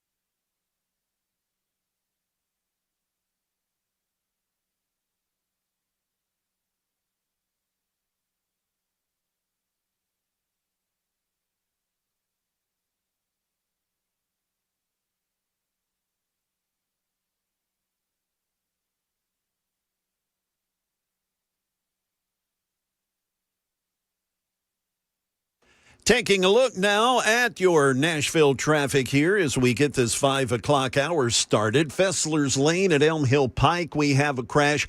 Also 24 westbound, this is inbound toward the city, just past Waldron Road in Laverne, a crash. Also in Laverne, this wreck's been here a while. Murfreesboro Pike at Laverne Couchville Pike. East Nashville, an injury crash, Dickerson Pike at Ewing/Broadmoor Drive. And 24 westbound at I-840, that's there at exit 74, we have a crash. We've got your traffic every 10 minutes, every morning on Super Talk 99.7 WTN.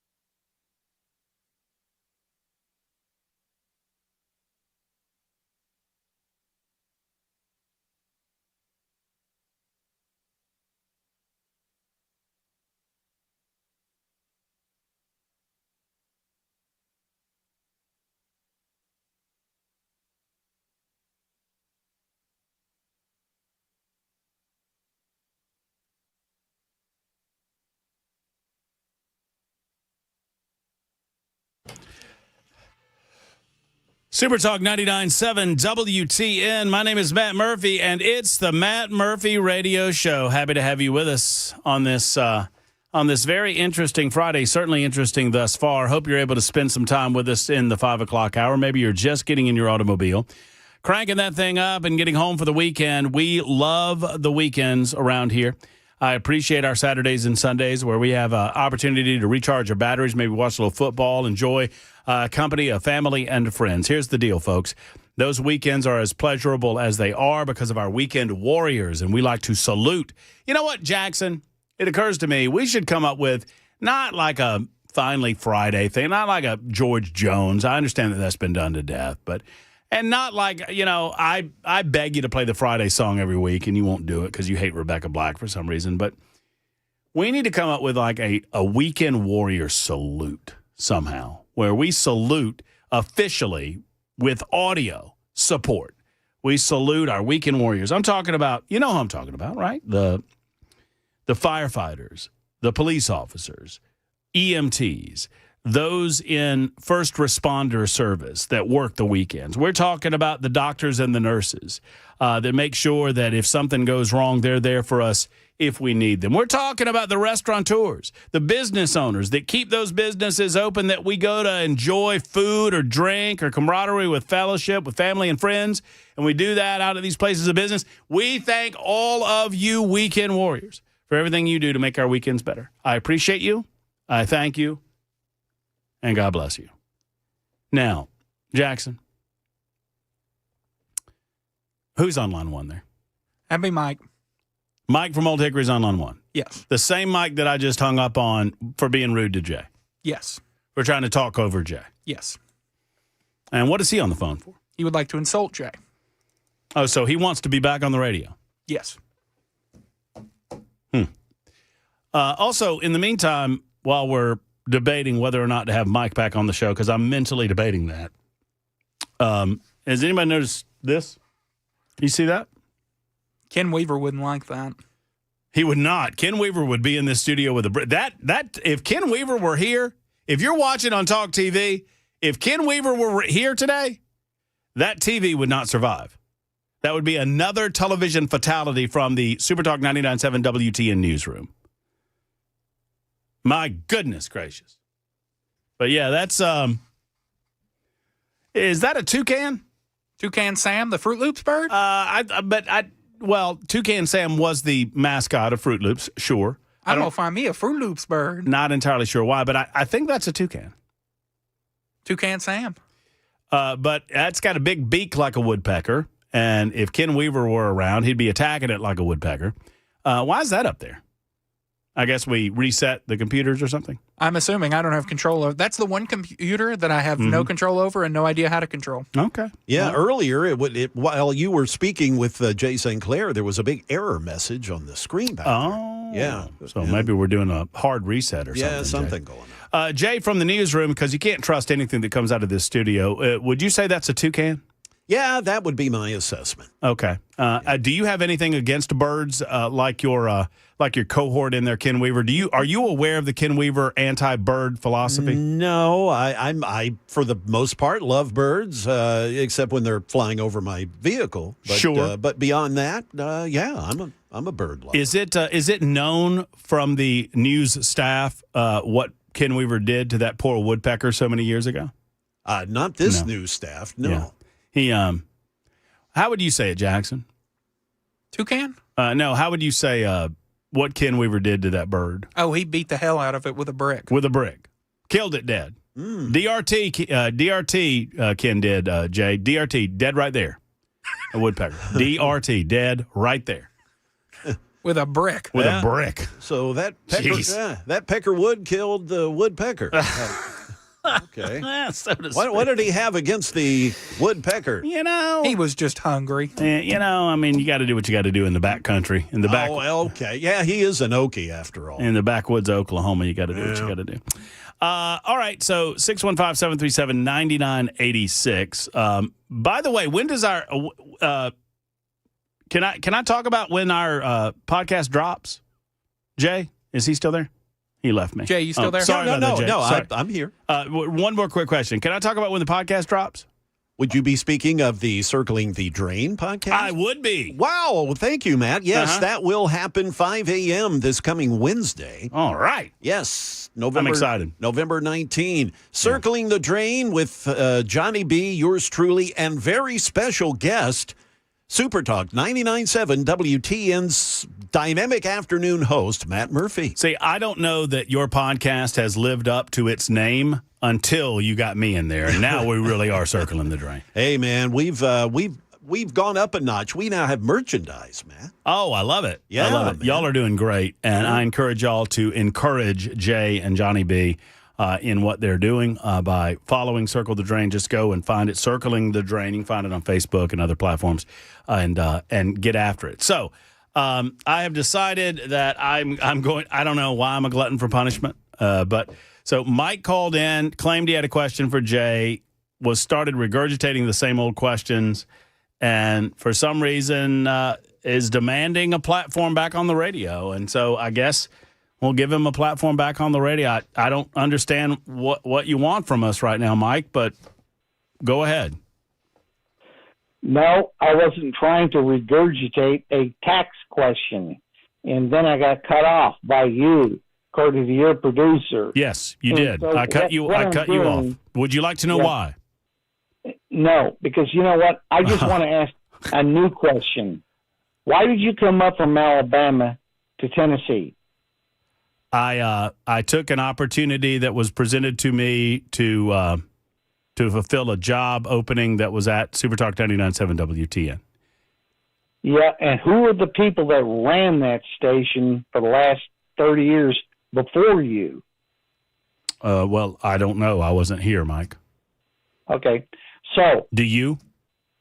Yeah, Phil Valentine and a lot of good people that really believed in conservatism. Oh, I mean, who was a part of this? Well, I mean, Phil did not run. Phil did not run. I mean, Phil was a major component of the radio station, but yeah, he was the afternoon host. You say yourself, words out of your own mouth. You're not a Democrat. You're not a conservative. You're not a Republican, and you're not an independent. So who the hell are you, Matt? I'm Matt Murphy. Okay. What do you really believe in? Mike, I got a better answer. Ready? I am Spartacus. Mike, this is a big deal. I almost made you laugh, didn't I? No. I did. No, I did. I almost made you giggle, Mike. I almost broke through that mean, grumpy veneer. Mike, you and I need to go have a beer sometime. You know that? What you need to do is take your staff and go to the newly elected communist mayor in Seattle and settle down up there. It's a nice climate up there. or go to Los Angeles or San Francisco. You're going to get a better audience up there than when you try to pass yourself off as a conservative when you admit you're not a conservative. Mike, when have I said that I was a conservative? And you admitted that. You're not a conservative. No, I'm a libertarian. So, those are different things. no, you're not. Those are different things. Libertarians are people that just blow in the wind. They don't know which way they will go. Uh-huh. You know, it's like a reed. You know what? Go this way, go that way. That's what libertarians do. Mm. They don't have any backbone. So what people here in Tennessee are really needing and asking is that who are you and what do you really, really believe? Who are you? And okay, well, I try to answer that question every day from 3 until 7, Mike, and I can't make you listen. I can only speak the truth, okay? But thank you for asking the question. God bless. Have a great weekend. Enjoy your time. Maybe we can get together for a beer. I offered him a beer, and he just blew right through that. You know. Speaking of Seattle, have y'all heard from the mayor of Seattle? This lady, Katie Wilson. Little audio, little video here. This was Seattle, Washington, where this newly elected mayor is declaring that grocery stores aren't allowed to close anymore. This is socialism Seattle style. Access to affordable, healthy food is a basic right. We cannot allow giant grocery chains. Okay, well, I don't want to. Okay, thank you. I don't want to do that without the. I've got to rejoin the meeting, you said? Well, I can't. All right, well, we'll do it after the break then, because I want you to see this lady and hear her.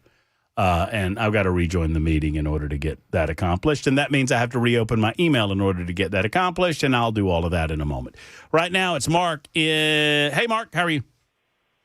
I'm doing great there, Matt. Good to hear from you and FriJay today. I love your show. Thank you. Hey, since we got to get back to the gambling side of you guys and the sports, I'm asking for your opinion on Texas Longhorns, which I'm one of, and the Georgia Bulldogs tomorrow. Yes, sir. Well, let me put it this way. I feel like, you can talk a lot. We can blab a lot. We can go back and forth, Mark. Y'all got a great team. I'm worried that Arch Manning seems to be coming into his own from an offensive standpoint at the right time, which concerns me greatly. Like our great coach Kirby Smart said earlier in the week, he didn't give a damn about last year. Last year was last year, and this is a different team. And anybody concerned about last year is not focused on the right things. That said, Mark, we can talk a lot, but money is really where it's all at. And I know that in my in my life, I have put my money down on Georgia, and I've given the 6.5 points. That's where I'm at on that game. Well, that's great, man. The thing is, I just love your take on it. And, hey, as a Texas Longhorn, we know our struggles, and we're more critical of our own than anybody else is. But I look forward to the matchup tomorrow. I appreciate your commentary. Hey, Mark, call me, win or lose, call me on Monday and let's talk. Look, y'all got a great team. You feel good about Sark for the long term? I love Sarkisian, and people will give me all kinds of reasons why that, I shouldn't. But I like what he stands for. I like what he does. And hey, you can say whatever you want to. Our first year in the SEC, we're in the finals and That's right. of the tournament. And I don't know what else to say about that. So no, I mean, look, I would be lying to you, Mark, and thank you for your call. I'd be lying to Mark if I didn't say that it was our honor as a Georgia Bulldog fan to make sure that the Longhorns, in the first year in the SEC, did not win the SEC championship because they would have been insufferable, absolutely insufferable. Well, thankfully, that did not happen. And we'll try to do our part to make sure that they don't ascend to the championship game again. Because I think there's a skinny way for them to get in if they beat Georgia and beat Texas A&M. Frankly, I don't want to be in the SEC championship game. We've gotten to that point in the college football world where I would prefer Georgia win out. I'd prefer that Alabama and Texas A&M win out, and they go to the championship game. And if that happens, Georgia ought to be a number 5 seed, and we'll take on the number 12, which will be the Group of 5 team, as opposed to having to play an incredible SEC opponent in the SEC championship game. You're playing just as many number of games. I mean, I'm going to let our sports expert on the radio show in just a moment give his assessment on it, and we'll figure out where we are on that. 615-737-9986. It's 20 minutes after the hour. I'll play that clip for you in just a moment on Super Talk 99.7 WTN.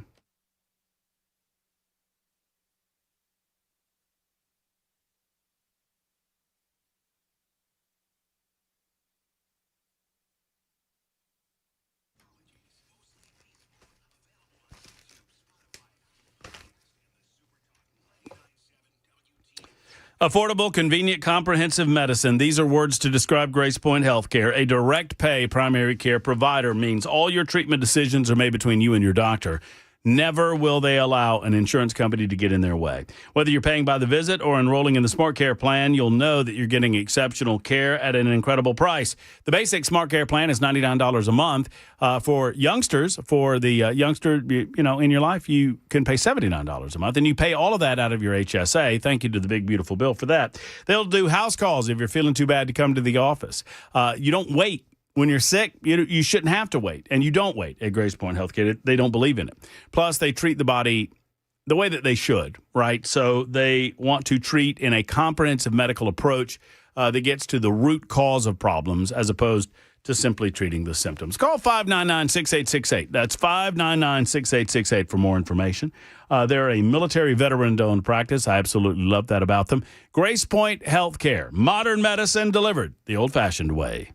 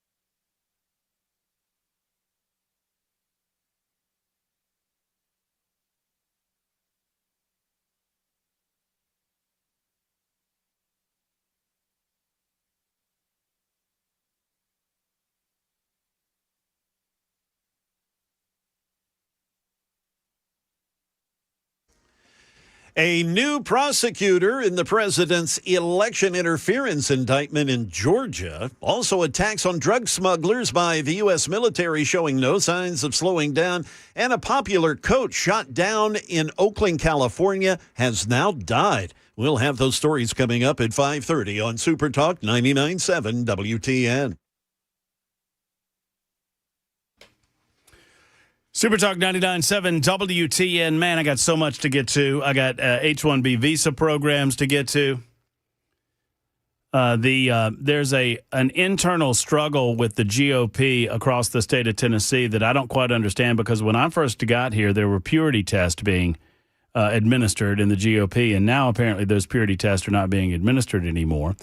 In the meantime, I talk a lot about how crazy the chat gets over on the YouTubes.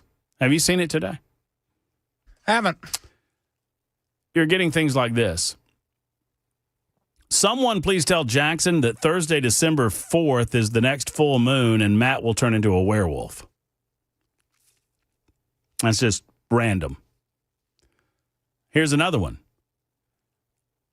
I think Matt needs to do a segment with a Barney Fife voice.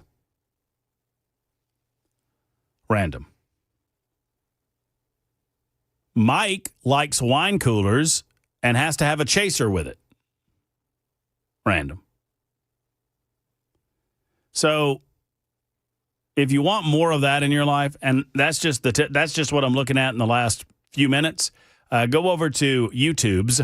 You can find us on television, YouTube, Facebook, Twitter, Twitch, or Rumble. But on the YouTubes, there's the YouTube chat going on, and you can go over there and you can enjoy yourself. Oh, here's one that just came in from Jen. Matt's shirt looks like the bird on the screen behind him. Jackson, would you care to tell the audience what you said about my shirt earlier today? Or would you care to keep that between ourselves? Very colorful. Mm-hmm. I think you referred to it as a rainbow. Did you not? Yeah. You said it reminded you of a rainbow. Alluding, I mean, I don't know if you're alluding to something or another, but I like my shirt. Thank you very much. Let's get some love in for the shirt. Come on. And then Lindsay says Matt Murphy has a Chinese spy drone for a shoulder. Fact check, true. But I could do a segment like Barney Fife, like nobody's business. If you want Fife, you got Fife. Men, here at The Rock, we have two rules. Number one, obey all rules. Number two, do not write on the walls, as it is very difficult to get writing off of the walls. That's my Barney Fife. Ken is next. Hello, Ken. Hey, Matt, how you doing? I'm all right, Ken. I hope you are. Oh, not too bad. You know, I've only been listening to the station for 25 years, and Mr. Mike kind of got my dander up a bit. Uh-oh. Talk to me. You refer to Uncle Phil. Yes, sir. You know, and he was always known as a Southern gentleman. You know, and as a gentleman, I don't think he talked that way. Sorry, just ran into the house. No, you're good. You're good. So, you know, and as Republicans, I think we should, you know, behave in such a manner that reflects that. So, Mr. Mike, you might want to do some reflecting on his little comments he's making. You know, Phil, everything that I knew, and I met Uncle Phil on a couple of occasions, had a couple of great conversations with him. I don't pretend to have known him. I'm sad that I did not, but I did get to meet him on a couple of, you know, some of these talk radio junkets that you go on. We would see one another. Oh, yeah. But he was indeed a Southern gentleman, and he was, let me tell you, in a room full of talk show hosts, and I'm just telling y'all, there's a lot of ego in a room full of talk show hosts. And one, Phil had no ego. Number two, when he walked in a room, he commanded the room. And that was natural. That was not forced by him. but he was also gracious and generous with his time and his wisdom. And I don't pretend. I know that I'm in the same slot as greats like Brian and Phil and others before them. I don't pretend to be any of those people. I don't pretend. I'm in the shadow of Phil Valentine. I'm in the shadow of Brian Wilson. And I just can be the best me that I can be. But I'll say this. It is certainly correct, Ken, that Phil Valentine was a Southern gentleman. I'm Southern, but I don't think I'm a gentleman. Well, I try to be, but to be honest with you, I really enjoy hearing your commentary. Well, thank you. I don't always agree, but we shouldn't.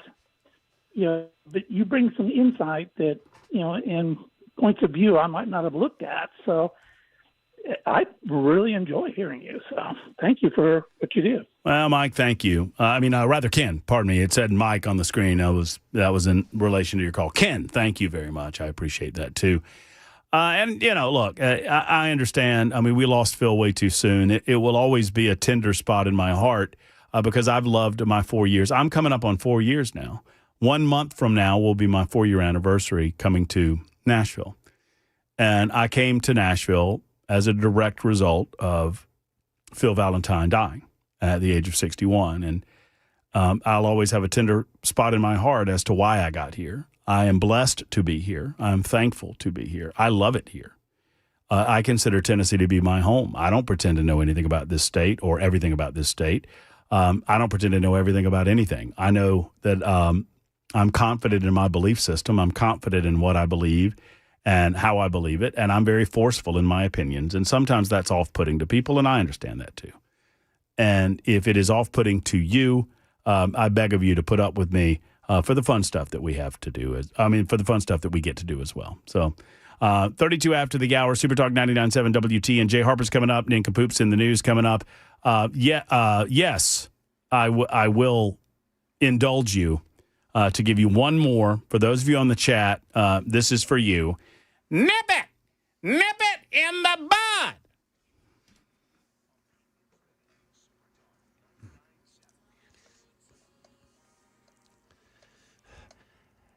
Hey, Andy.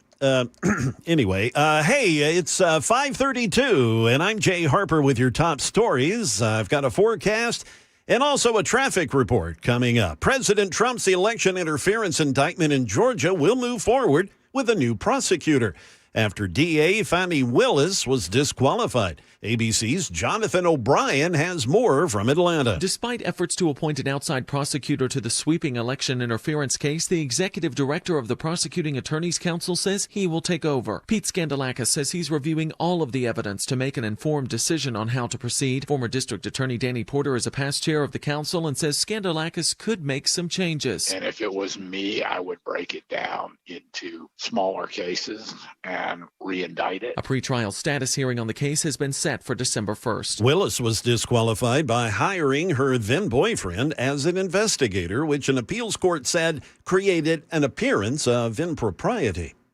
The U.S. military has recently launched its 20th strike on a vessel off the coast of Latin America. In total, 80 people have been killed in these boat strikes. The Trump administration claims they're going after drug smugglers and narco-terrorists. And ABC's Luis Martinez says the Pentagon has even named the operation Operation Southern Spear. The fact that the name is now being made public kind of indicates that there's going to be some kind of permanence to this operation because there is really no indication right now that the operation is going to wind down. We're talking about these airstrikes against these alleged drug smuggling vessels in the Caribbean and in the Eastern Pacific. We're talking about the deployment of aircraft. We're talking about the arrival of 4 more ships, including the USS Gerald R. Ford, which is the nation's largest aircraft carrier. Moving out to the West Coast now, officials in Oakland, California, announcing today that John Beam, a coach and athletic director at Laney College, has passed away after being shot yesterday on campus. Frederick Chaves, who is police chief of Piedmont and Oakland's former deputy police chief, read a statement from Beam's family. Our hearts are full from the outpouring of love and support from all who cared about him.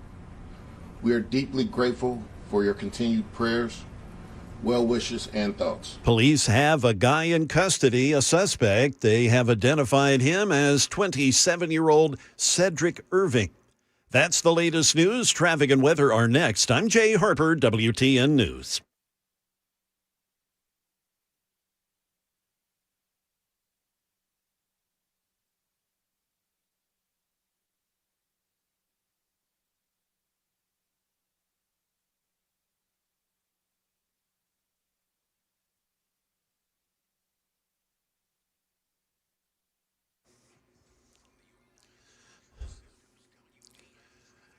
Continuing to try to clear this wreck 65 northbound before I-440. Also in the Donaldson area, Lebanon Pike west of Gallatin Pike, a crash. 440 eastbound on, right at the exit 5 where 65 merges with it. We've got a crash there. Nolensville Pike north of Morton Avenue, a wreck. Up in Madison now, Old Hickory Boulevard east of East Marthona Road. And also South Main Street at Long Hollow Pike in Goodlettsville. We picked up a wreck there. We've got traffic every 10 minutes every morning on Super Talk 99.7 WTN.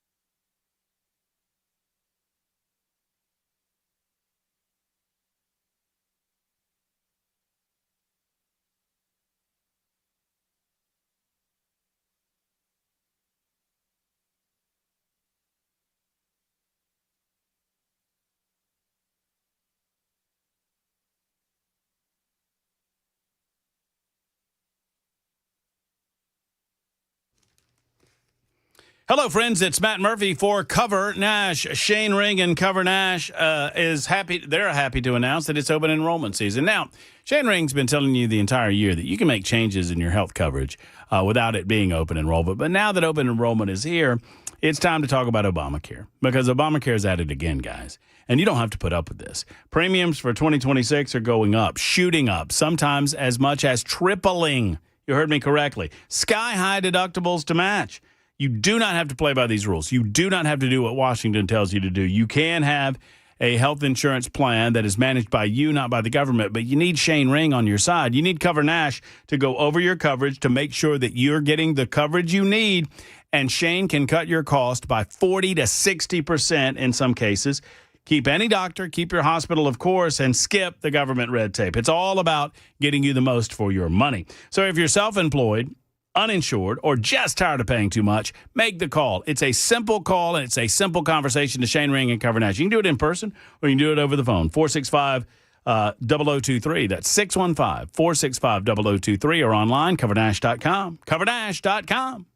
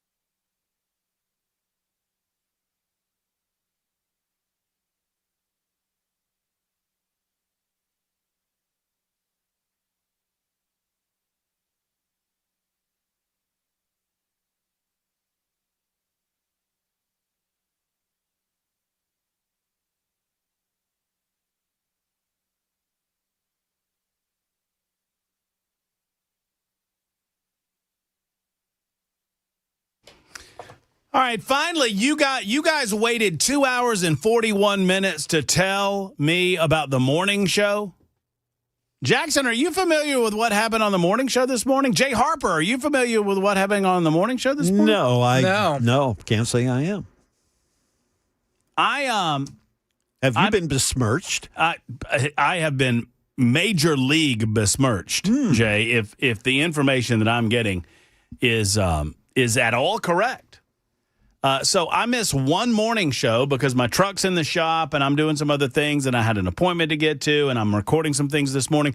I missed one episode of Nashville's Morning News with Dan Mandis, and apparently I'm now being told that Dan Mandis called me a twink. A twink? Jackson, are you familiar with what a twink is? Yeah, and your shirt says you are too. Ooh. Jackson, I would encourage you to slide on over to Team Murphy in this conversation. I'm sorry. You threw me that this shirt is this is a colorful Western shirt. It's got Western snaps on it. Whatever. I'm not going to take fashion tips or criticisms from a guy that wears jogging pants sweatpants and or basketball shorts and T-shirts every day. I'm not doing it. It's a great life I live. I'm sure that it is. Jay would hurt my soul if he started criticizing my clothing. No, I would not do such a thing. And here's Jackson comparing your shirt to a crosswalk over in East Nashville, and it's just it's just not fair, man.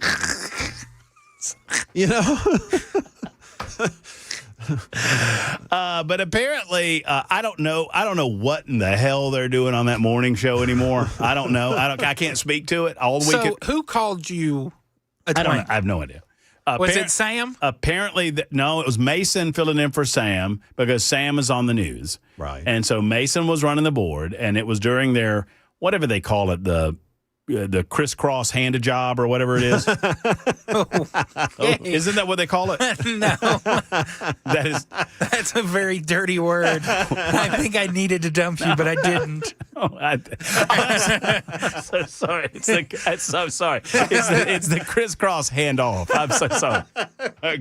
I thought it was. Oh, you got me with that one. I'm sorry. So they were apparently doing that thing, and I don't know why my name came up, but I was referred to as a metrosexual, is what people are saying. I'm catching on. I see. I saw that on the text line, I didn't know where that came from, but I guess now I know. According to 8335, at one point, in the hand. At one point, the hand, the crisscross hand off. Yes, is what they call it. Hand thing. My apologies. At one point, they said that I was dressed like the brawny towel guy. Okay, that's fair. I have a shirt that is reminiscent of the brawny towel guy shirt. I'll take that. I just don't understand why people don't like this shirt. I like this shirt. It's better than that Georgia shirt you wear. It's colorful. It's a colorful shirt. I'll give you that. But I don't feel like it's a rainbow. I would agree. Thank you, Jay. Yeah, I'll take it. I'll take it. Okay. I'll take that. Thank you. Jay agreed with me. Matt Murphy in the shirt of many colors after Nincompoops in the news. Let's go. Let's do it. Metrosexual. Nincompoops in the news. Super Talk 99.7 WTN. 3376 says, Jackson, perform a citizen's arrest on that shirt. Citizen's arrest! Citizen's arrest! That's, by the way, that was a pretty good, I think I heard a, it's not, Gomer Goober. Yeah, Gomer. I thought I heard a Gomer right before that. Hey, Andy. Yeah, there, Mike. Nip it in the bud. And my Barney sounds a little more like the head elf from Rudolph the Red-Nosed Reindeer. He walks and talks and chews bubble gum, and Hermie doesn't want to make toys. Okay, sure. So, time for Nincompoops in the news. I won yesterday, by the way, Jackson. You know why I know that I won yesterday? You didn't win. I won yesterday because you got DQ'd, and I certainly did win yesterday. That's right. You got Dairy Queen. Mm-hmm. And so I didn't get my Blizzard. I will begin Nincompoops. Would you care for one? You like a Blizzard, or you like one of those concretes? Who doesn't like a blizzard? I love a blizzard. I love one of those that Culvers. They got one of those. They call them concretes. Concretes? It's concrete. Well, whatever. Concrete. It's not the French word for French fries. And I'm doing it this if you're watching on TV, I'm making this gesture because I'm not talking about the crisscross handoff. I'm talking about the. I can't believe you said what you said into a microphone 5 minutes ago. Legit thought that's what the name was. There is nobody who's going to name a regular segment that. Well, it's a part of their jobs, and they're handing it off. Right. So I got confused. I admit it. When I'm wrong, I say I'm wrong. I was wrong. Anyway, that's what they do with the concretes. Do they do that at DQ still when they turn it upside down to show you how solid it is when you get to the blizzard? Okay. They do that with concretes too, and it's called concretes. I go to Wilson County, Tennessee. As a matter of fact, I go to my adopted hometown of Mount Juliet for my nincompoop in the news. A report today, and by the way, thank you to the Red-Headed Stranger for alerting me. I do get assistance on occasion. It's perfectly permissible, Jackson. It's within the rules that you can get assistance on nincompoop stories not available to you maybe in your field of vision, and I got a special assistance from the Red-Headed Stranger. A report of a stolen car with a child inside led to the discovery of a very underage driver in Wilson County today. The Mount Juliet Police Department announced just after 1:30 today that authorities responded to the reported vehicle theft at W.A. Wright Elementary School. Upon arriving, officers quickly found the car and the 10-year-old child inside of it at the child's home. After reviewing video from the school, officials say they determined that the 10-year-old climbed into the driver's seat and drove the car home after their parent went inside of W.A. Wright Elementary. As of the writing of this article that I'm reading from WKRN.com, no additional details were released about the incident. Once again, the parent left their 10-year-old in the car. The child got into the car and drove the car home. And that 10-year-old and or parent is my nincompoop in the news. I would have to go with the parent in this case. Yeah, I think the parent is the one to go with. Jay, why don't you go second? Because Jackson's on double secret probation. Okay. All right, we'll give this a try. And maybe a lot of guys can kind of relate to this. A guy in Russia, yes, a Ruski, facing charges after he staged a carjacking because he didn't want to go shopping with his wife. It happened in April, but cops in Russia just shared the details. His wife called them and said their Toyota Corolla was stolen. Then she called back later and said they found it abandoned. Cops checked it out and found signs of forced entry, including a damaged ignition switch. They didn't get suspicious until they talked to the husband. Well, the details from hubby did not add up, and they eventually concluded he staged the whole thing to get out of being dragged along on his wife's shopping trip. He's facing up to 2 years in prison for filing a false report. He didn't have a criminal record, but he does now. So, yes, not a fan of shopping with wifey poo. So why would I don't know. Just say no. I know. You can say no. Let's go to all of these illegal shenanigans. No, just say no. And put the cops, staged a carjacking. I don't know. Yeah, that's bad news all the way around. Nincompoopery, if you ask me. Jackson. Poopery, yes, the emphasis on poopery. Yeah, poopery, no doubt. Jackson, you're a nincompoop, sir. Montana man used his Bud can as urinal when he caused car crash. What? Montana man used Budweiser can as urinal when he caused car crash. Oh, man. A motorist told police that he was busy attempting to urinate into a Budweiser can when he accidentally plowed into another vehicle on Montana roadway, according to court reports. As detailed in a probable cause affidavit, James Howard, 53, was driving his Chevrolet Suburban on a Missoula highway when he slammed into the rear of a Volkswagen carrying 2 passengers. A highway patrol officer who arrived at the crash scene Thursday evening reported seeing Howard with a large Budweiser beer can in his right hand, which he moved into the center console. Howard, when cops say, handed over the beer can when asked and said it contained urine and not beer. He further explained that he rear-ended the vehicle because he was attempting to urinate into the beer can while driving. The Volkswagen driver told cops he was at a stoplight after exiting Interstate 90 when he saw lights approaching in the rear view and told his girlfriend to brace for impact. Howard... Brace for impact! Howard, who claimed I've used that line a time or two with a woman. Howard, who claimed to have consumed only 1 beer, reportedly smell of alcohol. His speech was slow and slurred, and his pants were wet with urine. Howard stated that he had more than a couple of DUIs. Wait. Go back a little. Soaked. We're soaked with urine. Soaked with urine. Soaked. That isn't a police report. Brace for impact! Howard stated that he had more than a couple of DUIs and was not supposed to be driving. I'm going to jail for a long bleeping time, Howard told cops. A police check of Howard's driver history showed that his license had been suspended earlier that month and that he had 4 prior impaired driving convictions. A post-crash intoxilizer test registered his blood alcohol concentration at more than 3 times the legal limit. Howard was arrested for aggravated DUI, a felony, reckless driving, and driving with a suspended license, both misdemeanors. He is being held in the county jail in lieu of a $10,000 bond. In his defense, I mean, those holes are very, very teeny in the beer cans. Yeah. And it's really hard to pee in when you're drunk. Yeah, well, right. Sure. And Speaking driving. from experience. I mean, drunk and driving and trying to hit the hole. Come on. Yeah. That guy. Recipe for disaster. He is at all time an nincompoop. Yeah, that's a pretty good one. I think we just declared Jackson the winner. I think so. Yeah. I know. I'm not the winner. No, I certainly knew I wasn't. So Jackson, that's a good story.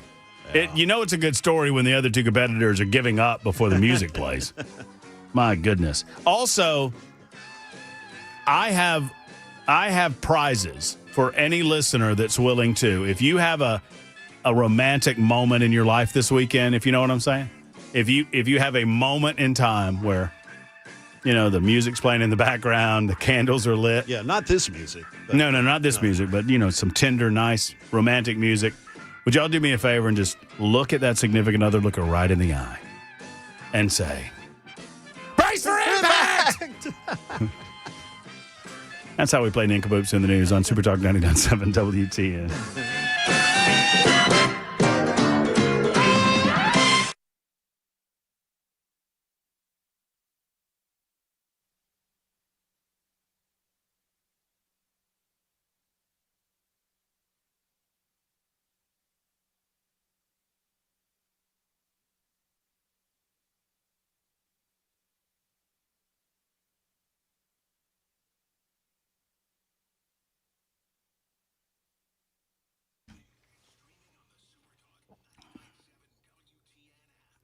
Hey, friends, it's Matt Murphy for Savory Spice. Holly and David they've got all of the spices you need for the holiday season. This is the time of year where the cook in the kitchen, right, she or he, you go through the cupboards and you see what spices you have for the holidays and what you don't. And you go out and you restock the cupboards with the spices that you're going to need for the deliciousness that you might bake or make for the Thanksgiving holiday and beyond.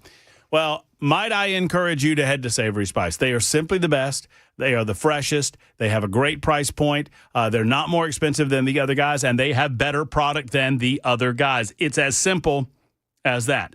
Plus, they have all of the holiday flavors that you need. Not just the cinnamon or the maple or the, whatever it might be, nutmeg and whatnot to flavor, deliciousness like pies or whatever, not even like pumpkin spice, but also the stuff that helps make the dressing, the stuff that helps make the bird, the stuff that helps make some of the other deliciousness that you'll be enjoying over the holiday season. Plus, you can ask them, I don't know, I've not gotten an answer on sparkle syrup, but it's my understanding that sparkle syrup is back, I think. Let's find out together because the sparkle syrup is a huge seller at Savory Spice. Savory Spice, located just off the square in Franklin. Tell Holly and David that I say hello when you stop in. You'll smell the delicious aroma, and you'll know that you're at Savory Spice.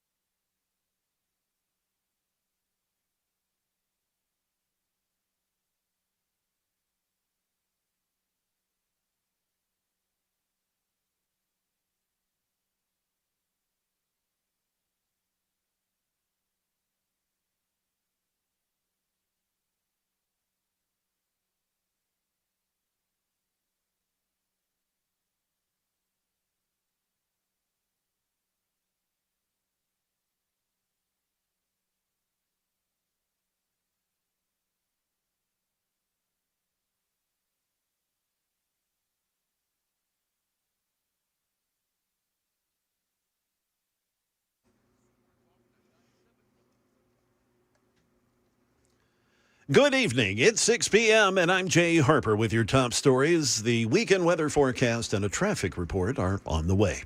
The White House confirming President Trump has agreed to a framework for a trade deal with Switzerland. The European country currently faces a 39% tariff, among the highest in the world. ABC's Selena Wang has more. That 15% tariff rate, this new rate, that puts it in line with the European Union's tariff rate that President Trump had recently struck a deal with the European bloc. Now, the future of President Trump's tariffs is still unclear. The Supreme Court is weighing arguments as to whether it is within the president's authority to impose these sweeping tariffs on a whole range of countries. But for now, this is huge relief for a country like Switzerland. Apple iPhone users can now use digital IDs at 250 airports all across the U.S. ABC's Mike Dubusky has more. You can basically use this as what it sounds like, a digital ID. You can check in with TSA only for domestic flights, and potentially down the line you could use this for other purposes, things like getting into bars or ordering things off websites that are over 21, things like alcohol from Uber Eats, for example. Now we are back here in Middle Tennessee, where the Wilson County Sheriff's Office has arrested the county's former IT director. This comes after a months-long investigation into alleged inconsistencies, as they put it. The investigation led deputies to search the home of former IT director Kenneth Hammonds Jr. Media reports say that investigators recovered multiple stolen computers and electronic devices. The sheriff's office noted that several of the stolen devices were actively being used at the time of the search warrant. The sheriff's office added it's believed Hammonds created a private company and then billed the county government for unauthorized services. The city of Nashville's agreed to pay $1.4 million in improper water and sewer fees after losing another fight over charging homeowners for services that should have been covered by the city. The Beacon Center of Tennessee filed the class action lawsuit on behalf of hundreds of homeowners. And faced with the lawsuit, Metro Nashville agreed to settle the case and issue refunds rather than fight it in court. Beacon attorneys called that decision smart, noting the U.S. Supreme Court has repeatedly ruled that governments cannot force individuals to pay for public infrastructure. That's the latest news. Traffic and weather are next. I'm Jay Harper, WTN News.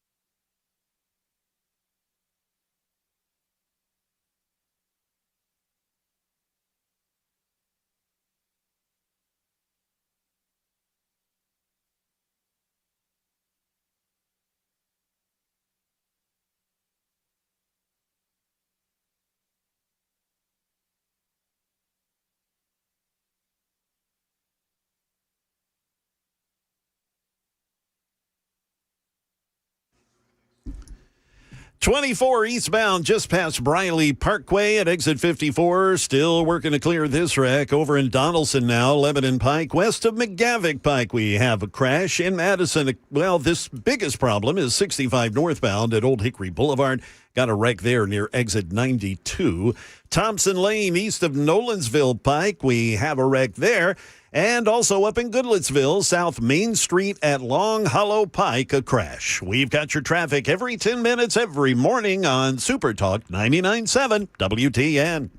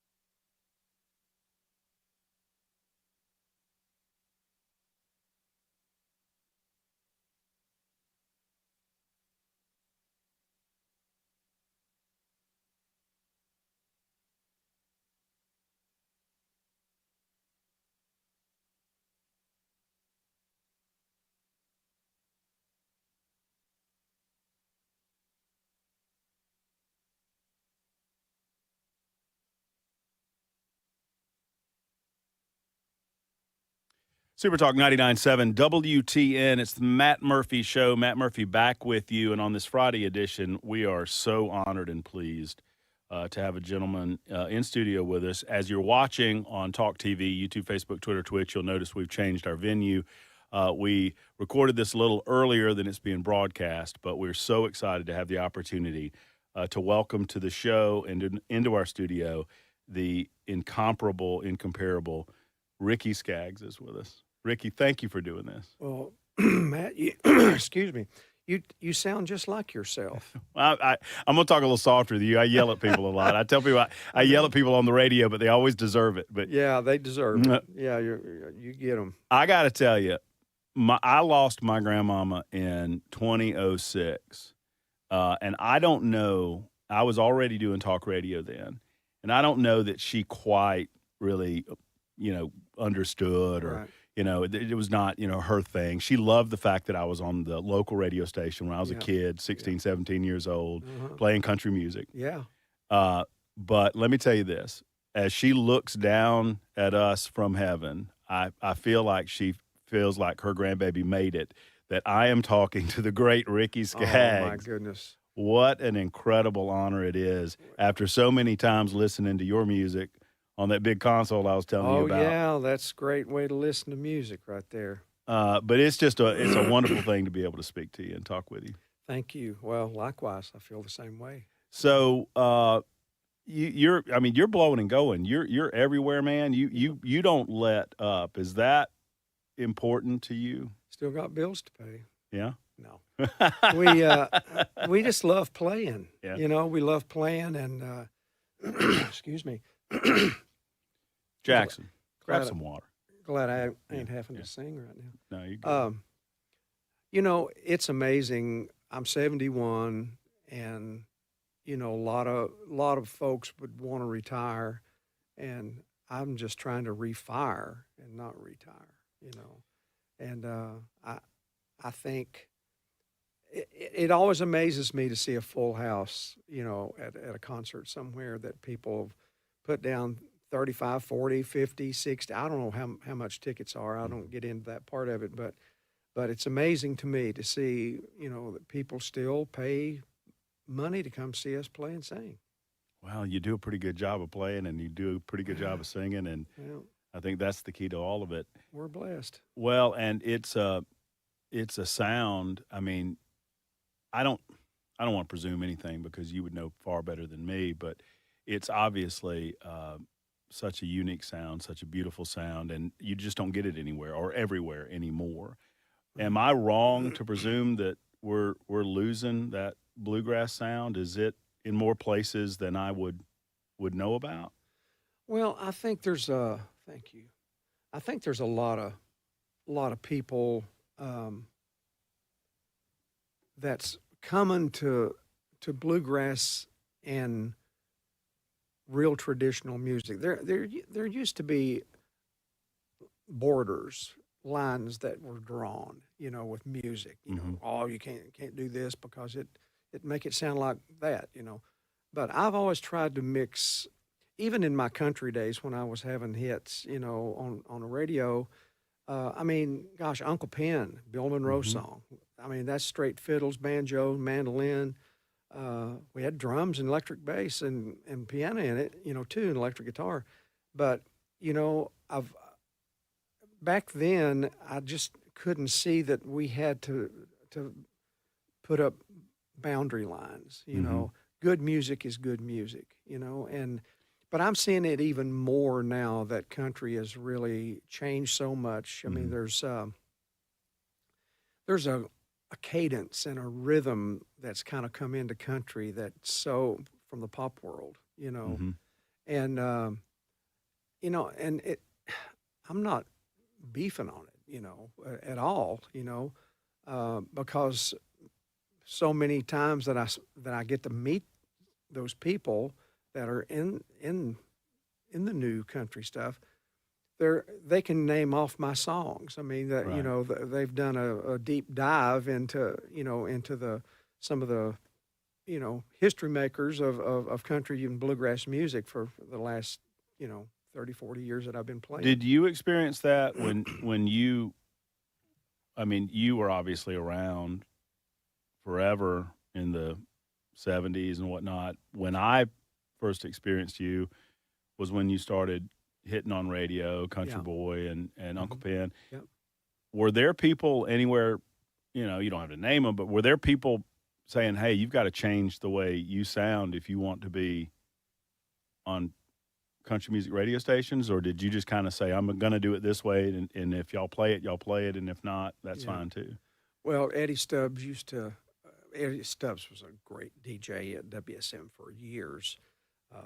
And he used to call the gatekeepers or the naysayers in bluegrass, he used to call them grass holes. That's good. So there was some of the grass holes that definitely when I left Ralph Stanley's band, and or even when I left J.D. Crowe and then Boone Creek, me and Jerry Douglas had this band.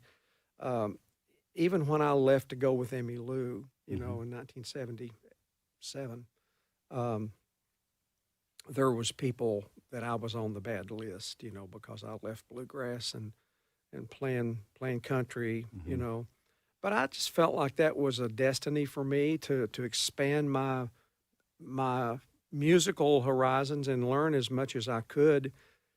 I'd been recording with Emmy Lou for years before I joined her band, and as a non-member, but we had met each other and knew each other from the Washington, D.C. days. She was living up there then, and I was living up there. Sometimes I would work at VEPCO, Virginia Electric and Power Company, until I flooded the basement one night on midnight shift, and so my career changed from there. And I was so thankful that I got back to music again, and so I started working for the Country Gentlemen, a local group up in D.C. area, and but I just felt like that bluegrass was such a traditional, gutsy music that's played with fire and passion.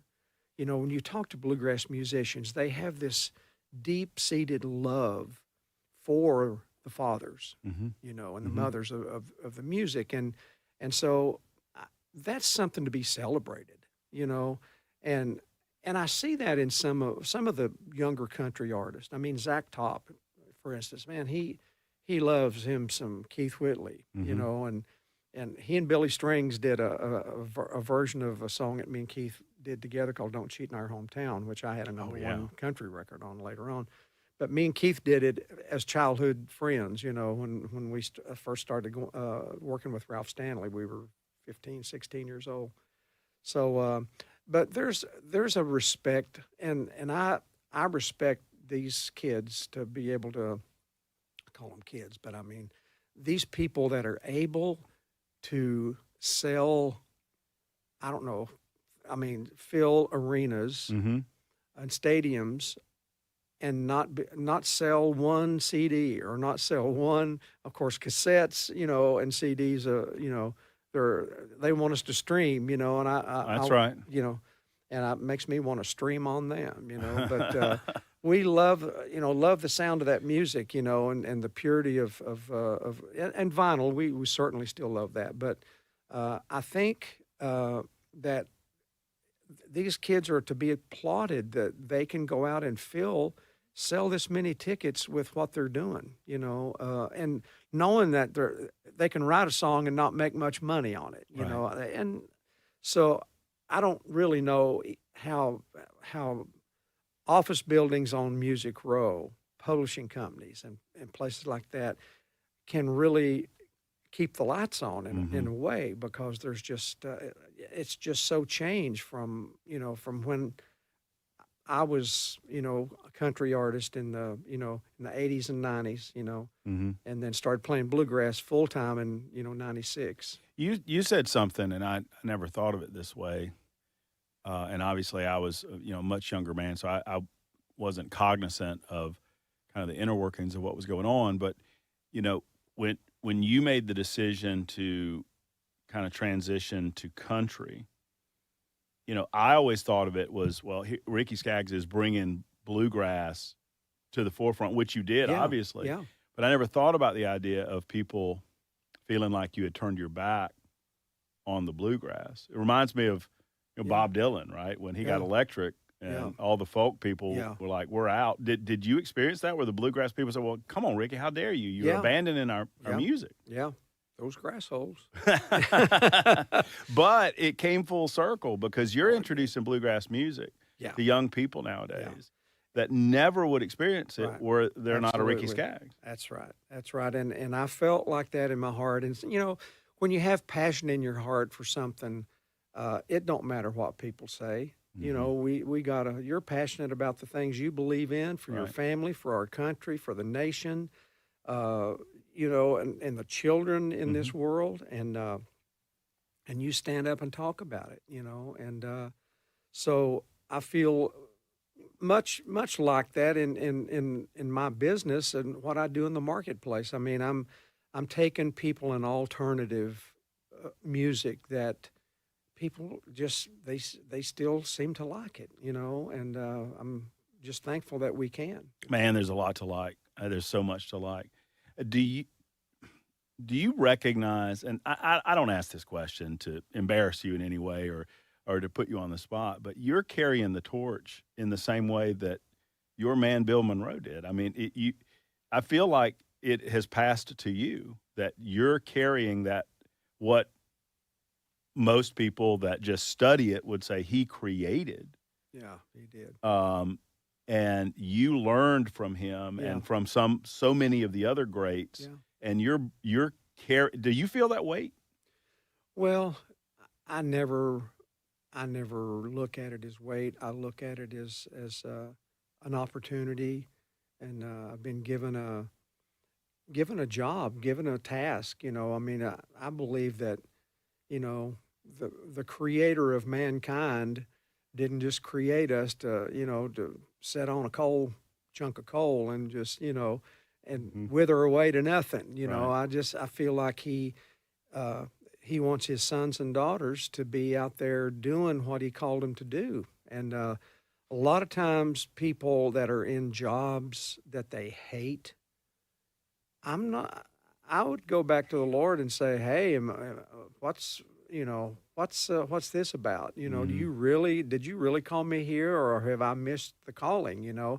But I just believe that God has a place for every person to be, and I love God. I love the church, but I don't love being in it. I mean, I go to church when I'm home, but that's not where we don't go to church and play. Very, very seldom do we play churches. Right. We play out in the marketplace, casinos, beer joints, performing arts centers, whatever that we have, theaters, And because I feel like the call that's been on my life is to take the message of the cross and redemption, forgiveness, restoration, and not start the show with that. You don't, I think that It's on you before you know it, though, right? it is, Right. but I think you don't. If they've paid to see a bluegrass show or a country show, do everything you can to earn the right to talk to them about the important things, and we do talk about what's important, but we don't do it in a way where it offends people. Right. And the gospel has always been offensive. I mean, the Lord kind of said it that way, Right. but He offended people's minds to reveal their heart. That's a well said phrase. Yeah. That's right. He offended their minds to reveal their hearts. Yeah. That's well said. You've also got, I read maybe earlier this spring, maybe it was as far back as last year, that you were building back up a studio in Hendersonville. Mm-hmm. We open for business now? We are open for business, and it's so good. We had a What are we calling it? Skaggs Place? Skaggs Place Studio. Okay. And we did lots of Grammy Award-winning albums in there with a 10-foot ceiling. Oh, wow.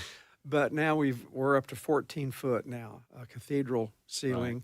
and it sounds so alive in that room. It's amazing. You can just walk in the room and just hear yourself talking, and it's just, I don't know, it's just alive. Mhm. It's a great place to record out in the big cutting room. Mhm. Wood floors, wood walls.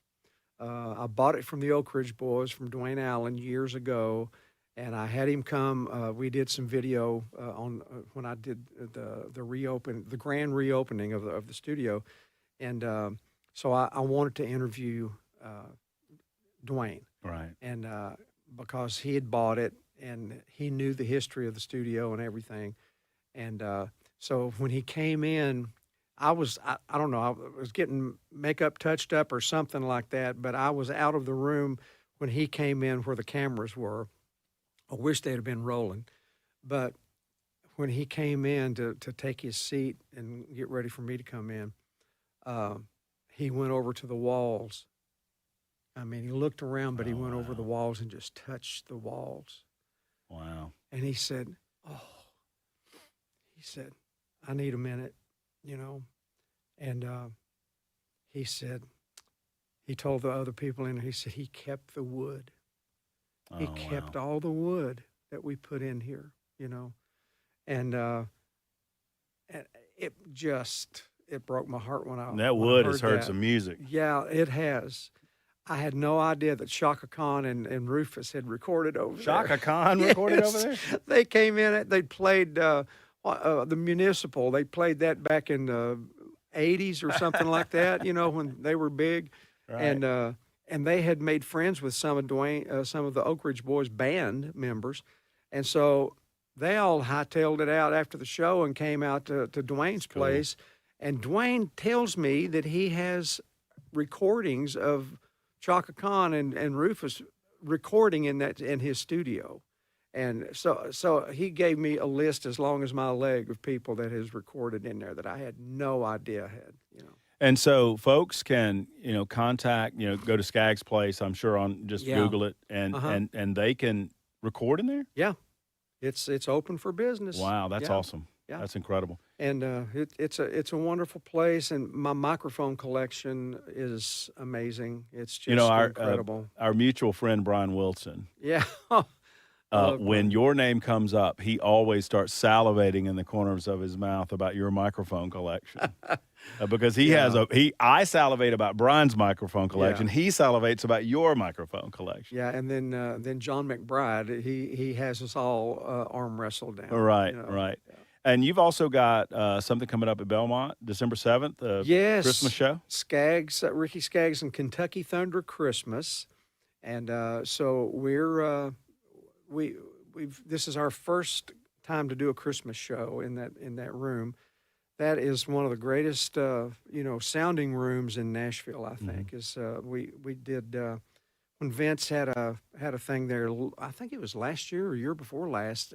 They did CMT did a special to honor Vince. Belmont honors Vince, and CMT broadcast it. And so that's the first time I'd been in the new Fisher Center. But it sounds so incredible in there. And they've got a great orchestra there that's students. I mean, they go to school to learn orchestra and learn how to write charts and how to read and all that stuff. And so we've got permission from Belmont to be able to use some of the string players that night. So that's going to be Can you so great imagine because those kids? we got a great bunch of charts that. Do you remember back in the day when you're 14, 15 years old and you're getting on stage with some of those greats and how tight your butt cheeks got? I know. I mean, I can't imagine those kids getting on stage with you thinking, okay, I get to play with Ricky Scott. He's just won, I don't know, 15 grand or whatever it is, I mean, and now they get the opportunity to do that. That's pretty cool. That's going to be great. We're real excited about that. And, of course, it's Nashville, and so you never know who just might show up, and it's a great thing about Nashville, right? I know it. I know it. You got a few friends in town. I do. So that's December 7th, and folks, if you're listening or watching, just go to Fisher Center online to find your tickets. I know that they're going to sell out really, really quickly. So, what else going on? Anything good happening? Are you getting on the road anytime soon? Well, we'll start back in January after the Christmas dates. We got about 2 weeks of the Christmas day shows to do the first 2 weeks. Because last year we ran it up a little close to Christmas for Miss Sharon. She was not real pleased. excited.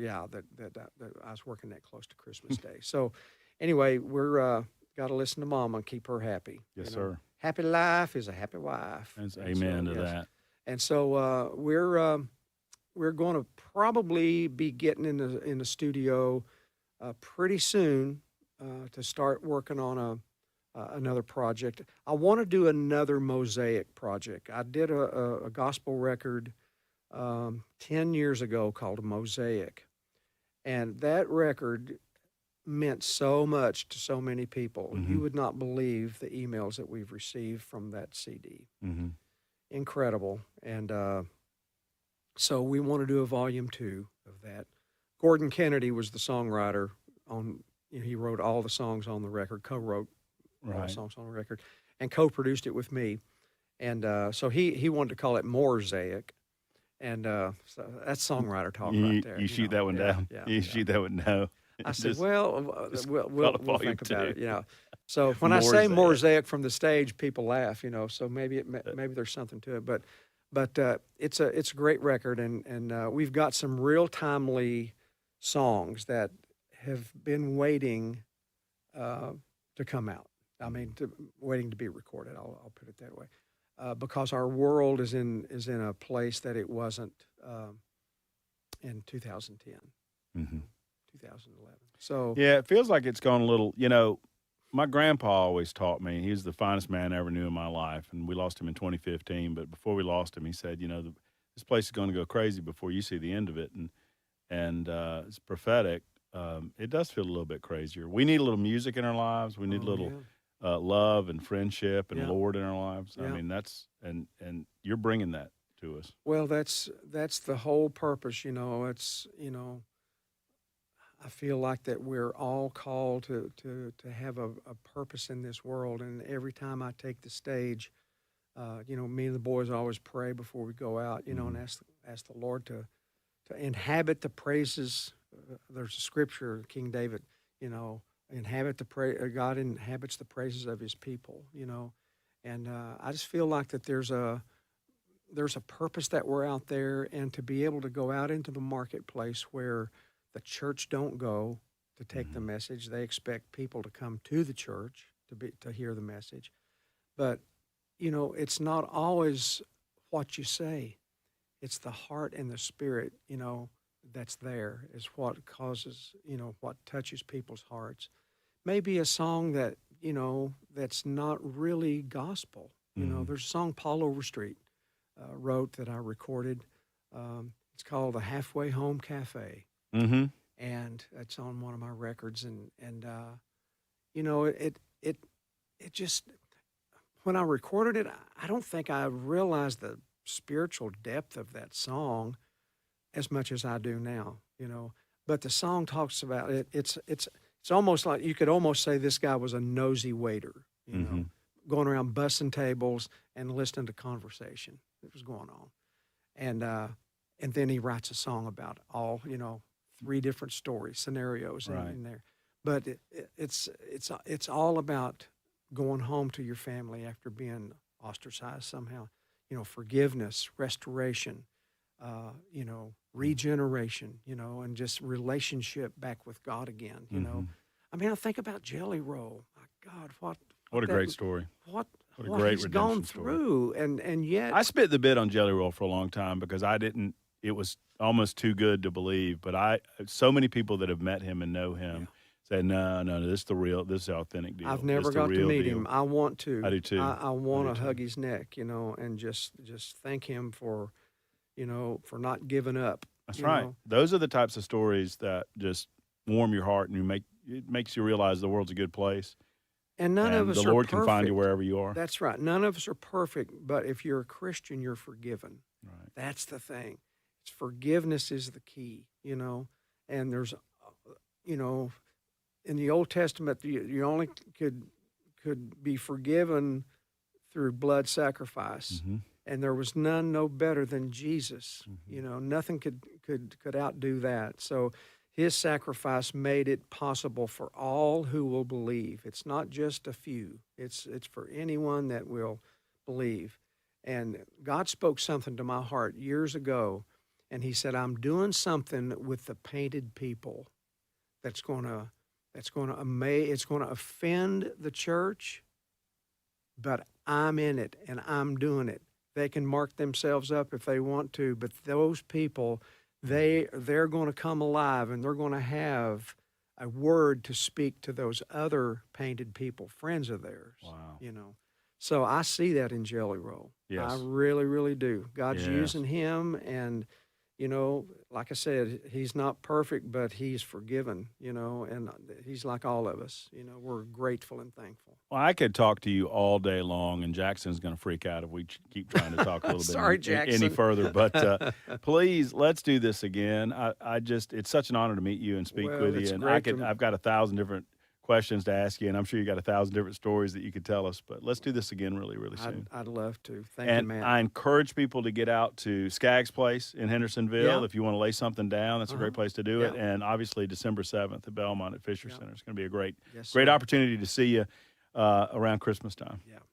Thank you, Ricky. Thank you, Matt. There's the great Ricky Skaggs. Back in a moment on Super Talk 99.7 WTN.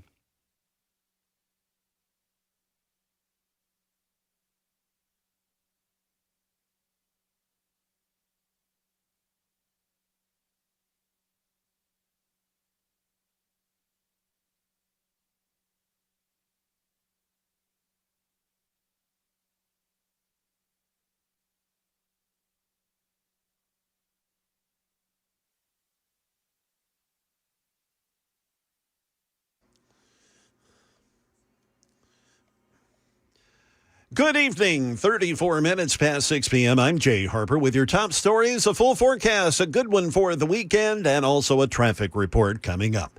21 protesters arrested outside the Broadview ICE detention facility outside Chicago today. Broadview, Illinois Mayor Katrina Thompson said 4 members of law enforcement were injured in all that with protesters. Demonstrators are speaking out against the conditions inside the facility. A federal judge toured the facility this week after a class action lawsuit said the conditions inside the place were inhumane. We have more now from Maher Kawash. He is with ABC News TV affiliate WLS outside the Broadview facility. Over the last few weeks, things have quieted down. There was really hardly anyone out here over the last few weeks until today, where faith organizations, local community leaders wanted to come together and bring in a non-violent protest, specifically requesting access inside this facility to see what these conditions are that these detainees are facing. And today, this morning, that escalated quite a bit. Now let's turn to our closing money news, and for that we turn to Michelle Franzen. From ABC News, Wall Street now. After massive losses for the stock market Thursday, a mixed ending to the week. The tech-heavy NASDAQ snapped a three-day losing streak to end 30 points ahead. And while the Dow Jones bounced back a bit from yesterday's heavy losses, it still finished the day down over 300 points as mounting unease over the Federal Reserve's decision to cut interest rates looms large over investors. Major American car maker Stellantis announcing a recall of 113,000 Jeep Wrangler and Grand Cherokee models due to a potential contamination in the engine, leaving the vehicles at risk of fire or an unexpected loss of propulsion. Snackers opening up some popular Cheetos and Doritos snacks may notice the chips looking a little different as parent company PepsiCo looks to pivot away from artificial dyes. These Simply Naked brand snacks will retain their same great flavor without the messy, bright orange crumbs left behind. That is the latest news. Traffic and weather are on the way. I'm Jay Harper, WTN News.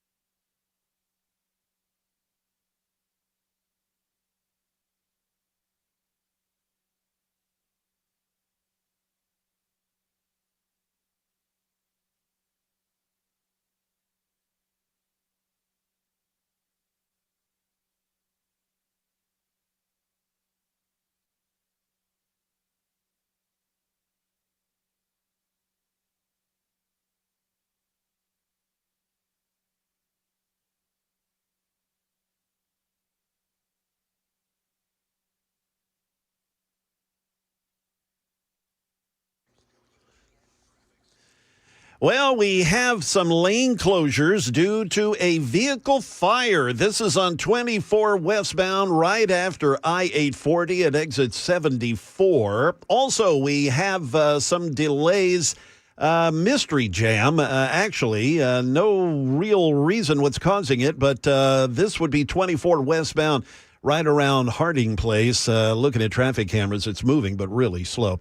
Also now in Williamson County, you've got debris in the right lane of I-840 eastbound at exit 30. 24 eastbound just past Bell Road, a crash there. It's blocking the right shoulder, but everybody is looking at it, so they're blocking the roadway as well. And now a right lane blockage. This just popped up. I-40 eastbound near 4th Avenue at exit 210C. The right lane blocked due to a crash there. We've got your traffic every 10 minutes, every morning on Super Talk 99.7 WTN.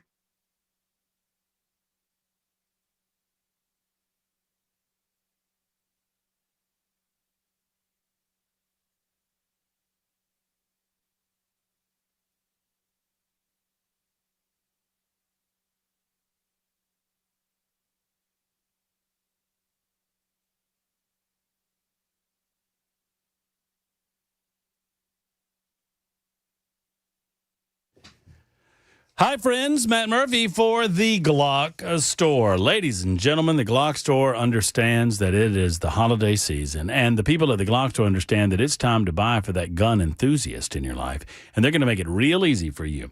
This year, the Glock Store is blowing the doors off of every Black Friday sale you've ever been a part of. In fact, it will be more of a party than a sale. Now, of course, they'll have giveaways like they always do, but they've got huge discounts on just about everything in the store, to include Glocks, to include accessories, to include all manner of things. I would encourage you, if you do have a gun enthusiast in your life, to buy them a membership to the Shoot 270 shooting rooms. That is a wonderful gift. You stuff it in the stocking. It's not a stocking stuffer because it's a much bigger deal than that. But a membership includes a wonderful opportunity for you to get into the Glock Store and understand how to shoot, when to shoot with a trained professional in one of their shooting rooms. It's a pretty cool deal. You might be the first person you know to get your hands on the all-new Glock V model handguns, which will be at the Glock Store on this big Friday celebration on Black Friday. So mark your calendars and make it a point of emphasis to get to the Glock Store. Minutes away from the airport, worth the drive from anywhere, especially on Black Friday. It's the Glock Store.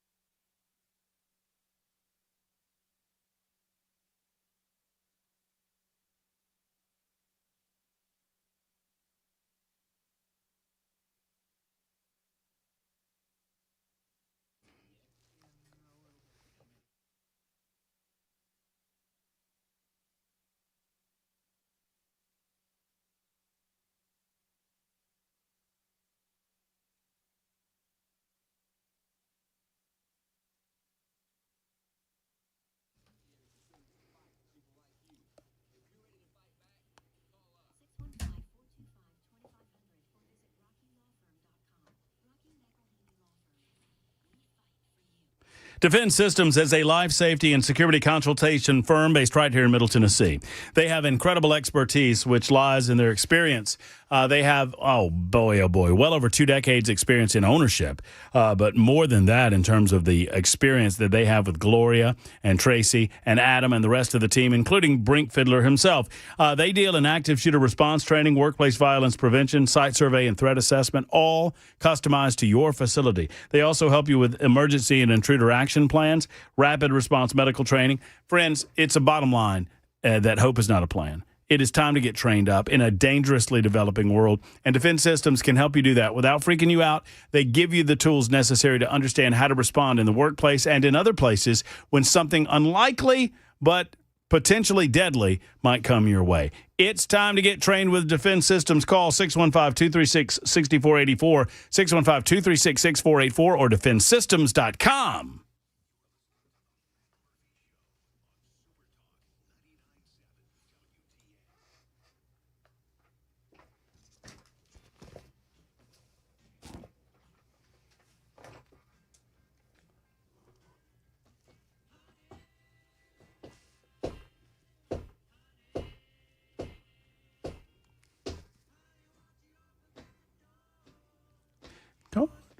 Daddy, don't you love me no more?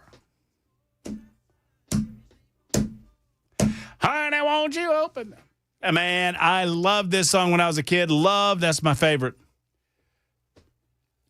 That's Ricky Skaggs. Honey, won't you open that door? That's when country music was, country music. Love Ricky Skaggs. Thank you so much for your time, Ricky. God bless you. I appreciate him saying kind words about the show, and it humbles me that we have incredible artists like Ricky Skaggs that from time to time will listen into the show, and it humbles me that we have artists like Ricky Skaggs that are willing to come on the show, and I encourage you. I'll be there on December 7th. We'll be there watching him perform at the Belmont, and I encourage you to go as well. Thank you again to Ricky Skaggs. 615-7. Well, why am I giving the telephone number? I don't know, because I don't know that we have time for it. We've got to get to the Matt Murphy movie Mayhem, but before we do that, Jackson, I think there's a lot of teams on the field this weekend. I've got some questions.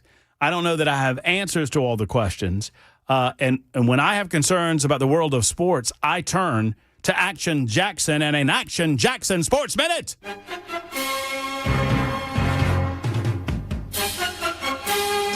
Jackson, what's up? The Tennessee Volunteers, after a week off, are back on the field. Is that not correct? They are. They are taking on New Mexico State inside the friendly confines of Neyland Stadium. That game kicks off at 3:15 Central, and you can catch it on the SEC network. Or on our sister station? On our sister station, 104.5 The Zone. Yeah, sure. You can hear the Vol Network call with Mike Keith, The Zone's Ramon Foster, Brent Hubbs, Jason Swaim, and the whole crew. So, Jackson, did Tennessee lose a bet? Typically, you plan these off weeks to get you ready for something of a big game. I don't feel like New Mexico State's going to be a big game. I feel like the Vols got screwed. Tennessee had a lot of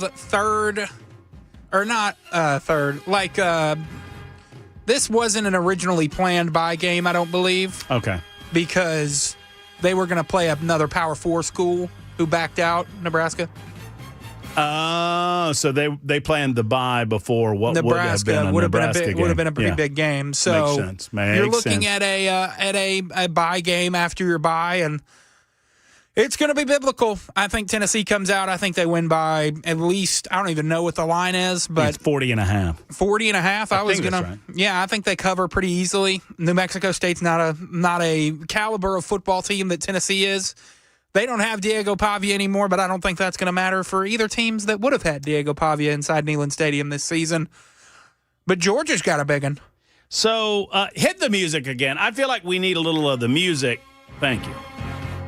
Before we get to the University of Georgia Bulldogs and the Texas Longhorns, talk to me about two hated programs, at least for Vols fans, the Alabama Crimson Tide and the Oklahoma Sooners. Is there a possibility that our beloved Ken Weaver watches this game and leaves it happy with a Sooners victory? Can you foresee the Sooners beating the Tide at Bryant-Denny Stadium? No.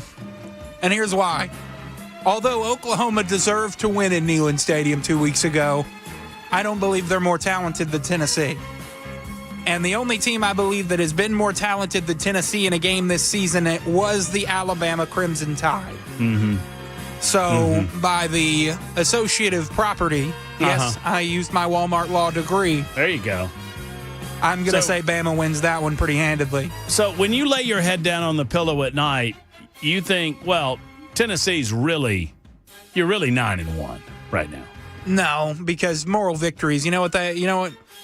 No? It's, Jackson, have those moral victories in one hand and crap in the other and see which one fills up faster. Jackson, hit the music one more time because I've got one more question. Thank you. I know that you will not pull punches. Yep. I know that you will not allow my position, where I truly do control your radio future, in my hands. I know that you will not allow that to enter your mind when you break down and analyze who you believe is going to come out victorious between the Bulldogs and the Longhorns. Talk to me, Jackson. In Georgia, Arch has not looked good on the road. He's looked much better at home, but he has not looked good on the road. I'm going to take Georgia in this one. As much as I hate to do it. That's what I'm talking Arch Manning just hasn't shown me enough to where I can. If you can't have both teams lose, you say Georgia's going to be the one. Yes. Another game I'm looking at, a lot of Tennessee fans probably looking at, after the Tennessee game wraps up, you'll get to see something else biblical. What's that? As Nico Iamaleava and the UCLA Bruins travel back to Ohio State, where Nico's season was unceremoniously ended in 2024. So that game kicks off at 6:30 in the Shoe. You're going to watch that, aren't you? I got my bye weeks mixed up. I thought this game was last week, and I was going to go because I have a buddy who goes to Ohio State. So, very good. No sound says 3340. I don't know what that means. 3304. Maybe I guess they didn't get my audio over on the other side. Someone says losing faith, Matt, down the dial. I don't know what that means. If it means that you don't have any sound, I hope you have sound. And if not, I sincerely apologize. Maybe crank that radio up. I'll tell you what we will do. I made a promise that I would present this audio, and I want to present it because it's the most ridiculous thing you'll ever hear. We'll get to our movie review selections coming up in just a moment, and my punishment for not watching my show last week. That is on the way next. But just listen to this lady. This is the new mayor of Seattle, Washington, a woman by the name of Katie Wilson. Listen to her demand that grocery stores be forced to stay open by government. Access to affordable, healthy food is a basic right. We cannot allow giant grocery chains to stomp all over our communities, close stores at will, and leave behind food deserts. Together we can build a Seattle where fresh food is for everyone, not just for those who can afford it. Food deserts are not natural. Corporations create them when they abandon our communities. As mayor, I'm excited to step up and with UFCW explore public option grocery stores to fill those gaps. You hear what she said there? She said we must not allow these grocery stores to close. You know why grocery stores close in Seattle, Washington, Portland, Oregon, and other places? Because there's so much crime allowed by the political leadership in those cities that the grocery stores cannot make a profit and must close their doors. They don't want to close, they have to close. This lady, another socialist elected in a major city, and I think we'll see the same outcome. She's been called the female Mom Donnie. Let's see how she works on that coast. We'll give you our movies in a moment, right after this on Super Talk 99.7 WTN.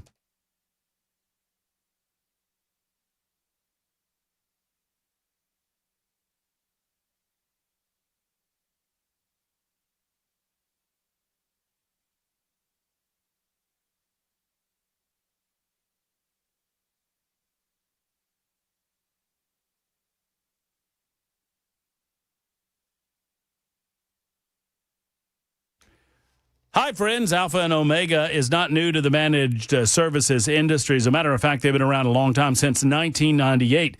They engage in business continuity, a fast local service help desk, compliance for all industry, and evolving threat when it comes to your IT systems. All of your computers, all of your servers, all of your emails, all of your in-house systems, all of your printers can be handled with one-stop shopping at Alpha and Omega. Give them a call today at 615-784-0096, 784-0096, or A&O.net, A&O.net. Friends, you get a real person on the phone when you call. When you are a customer and you call for any reason, you get a real person on the phone there too, not some IT bot, some chat bot, or somebody from another country. You don't. You get somebody from right here in the state of Tennessee. Friends, this works. Call Michael and his team and let him serve you. ANO.net or 615-784-0096.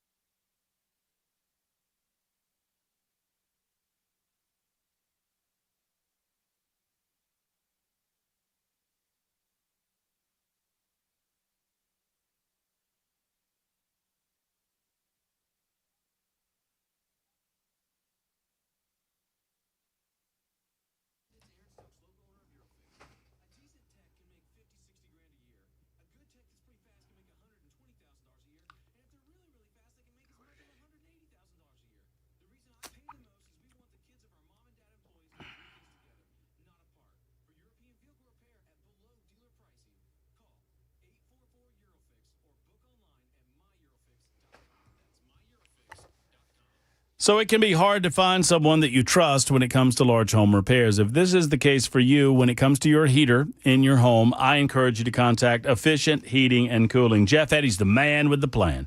We just experienced the first really cold snap of the season. And if it caught you off guard, it probably caught your heating unit off guard too. Now's the time to get your winter maintenance scheduled. It's the best way to avoid costly repairs and breakdowns. The best way to do so is to contact Efficient Heating and Cooling.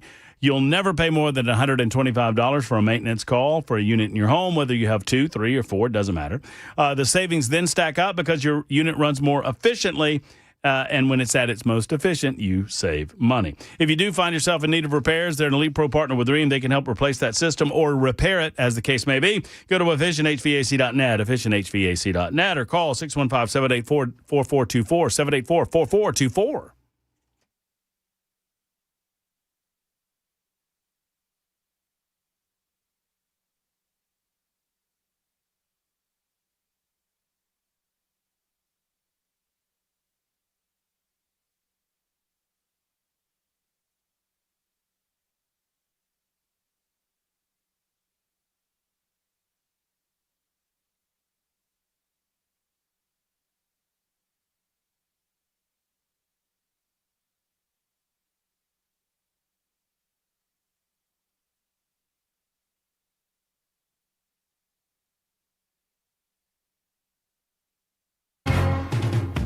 All right, gotta go quick. Jackson, what's my movie this? Oh, I know my movies, right? This is Sports Minute. What do we got for the Sports Minute? We are happy. YouTube TV and Disney have reached an agreement. As of 3 minutes ago, we're happy to share that we've reached a deal with Disney to bring their content back to YouTube TV. Subscribers should see their channels, including ABC, ESPN, and FX, returning to the service over the course of the day. Thank you for your patience and for being a valued member. Thank you for your attention to this matter. Now it is time for the Murphy Movie Madness. Thank you. My bad. And we got to go quick. So your movie this week, my movies are Jack and Jill, which is an awful movie. That's intentional. Oh, thank you. That's an intentional awful movie as punishment for not watching A Complete Unknown. I got to watch both of those this weekend. I will do so. Your movie this weekend is the fabulous 1980s film Bull Durham. Bull Durham is excited your film. for it. Let's go. You should be. Thank you for everything. Thank you for watching. Thank you for listening. We'll see you on Monday. Until then, have a great weekend. Hug your loved ones. So long, everybody.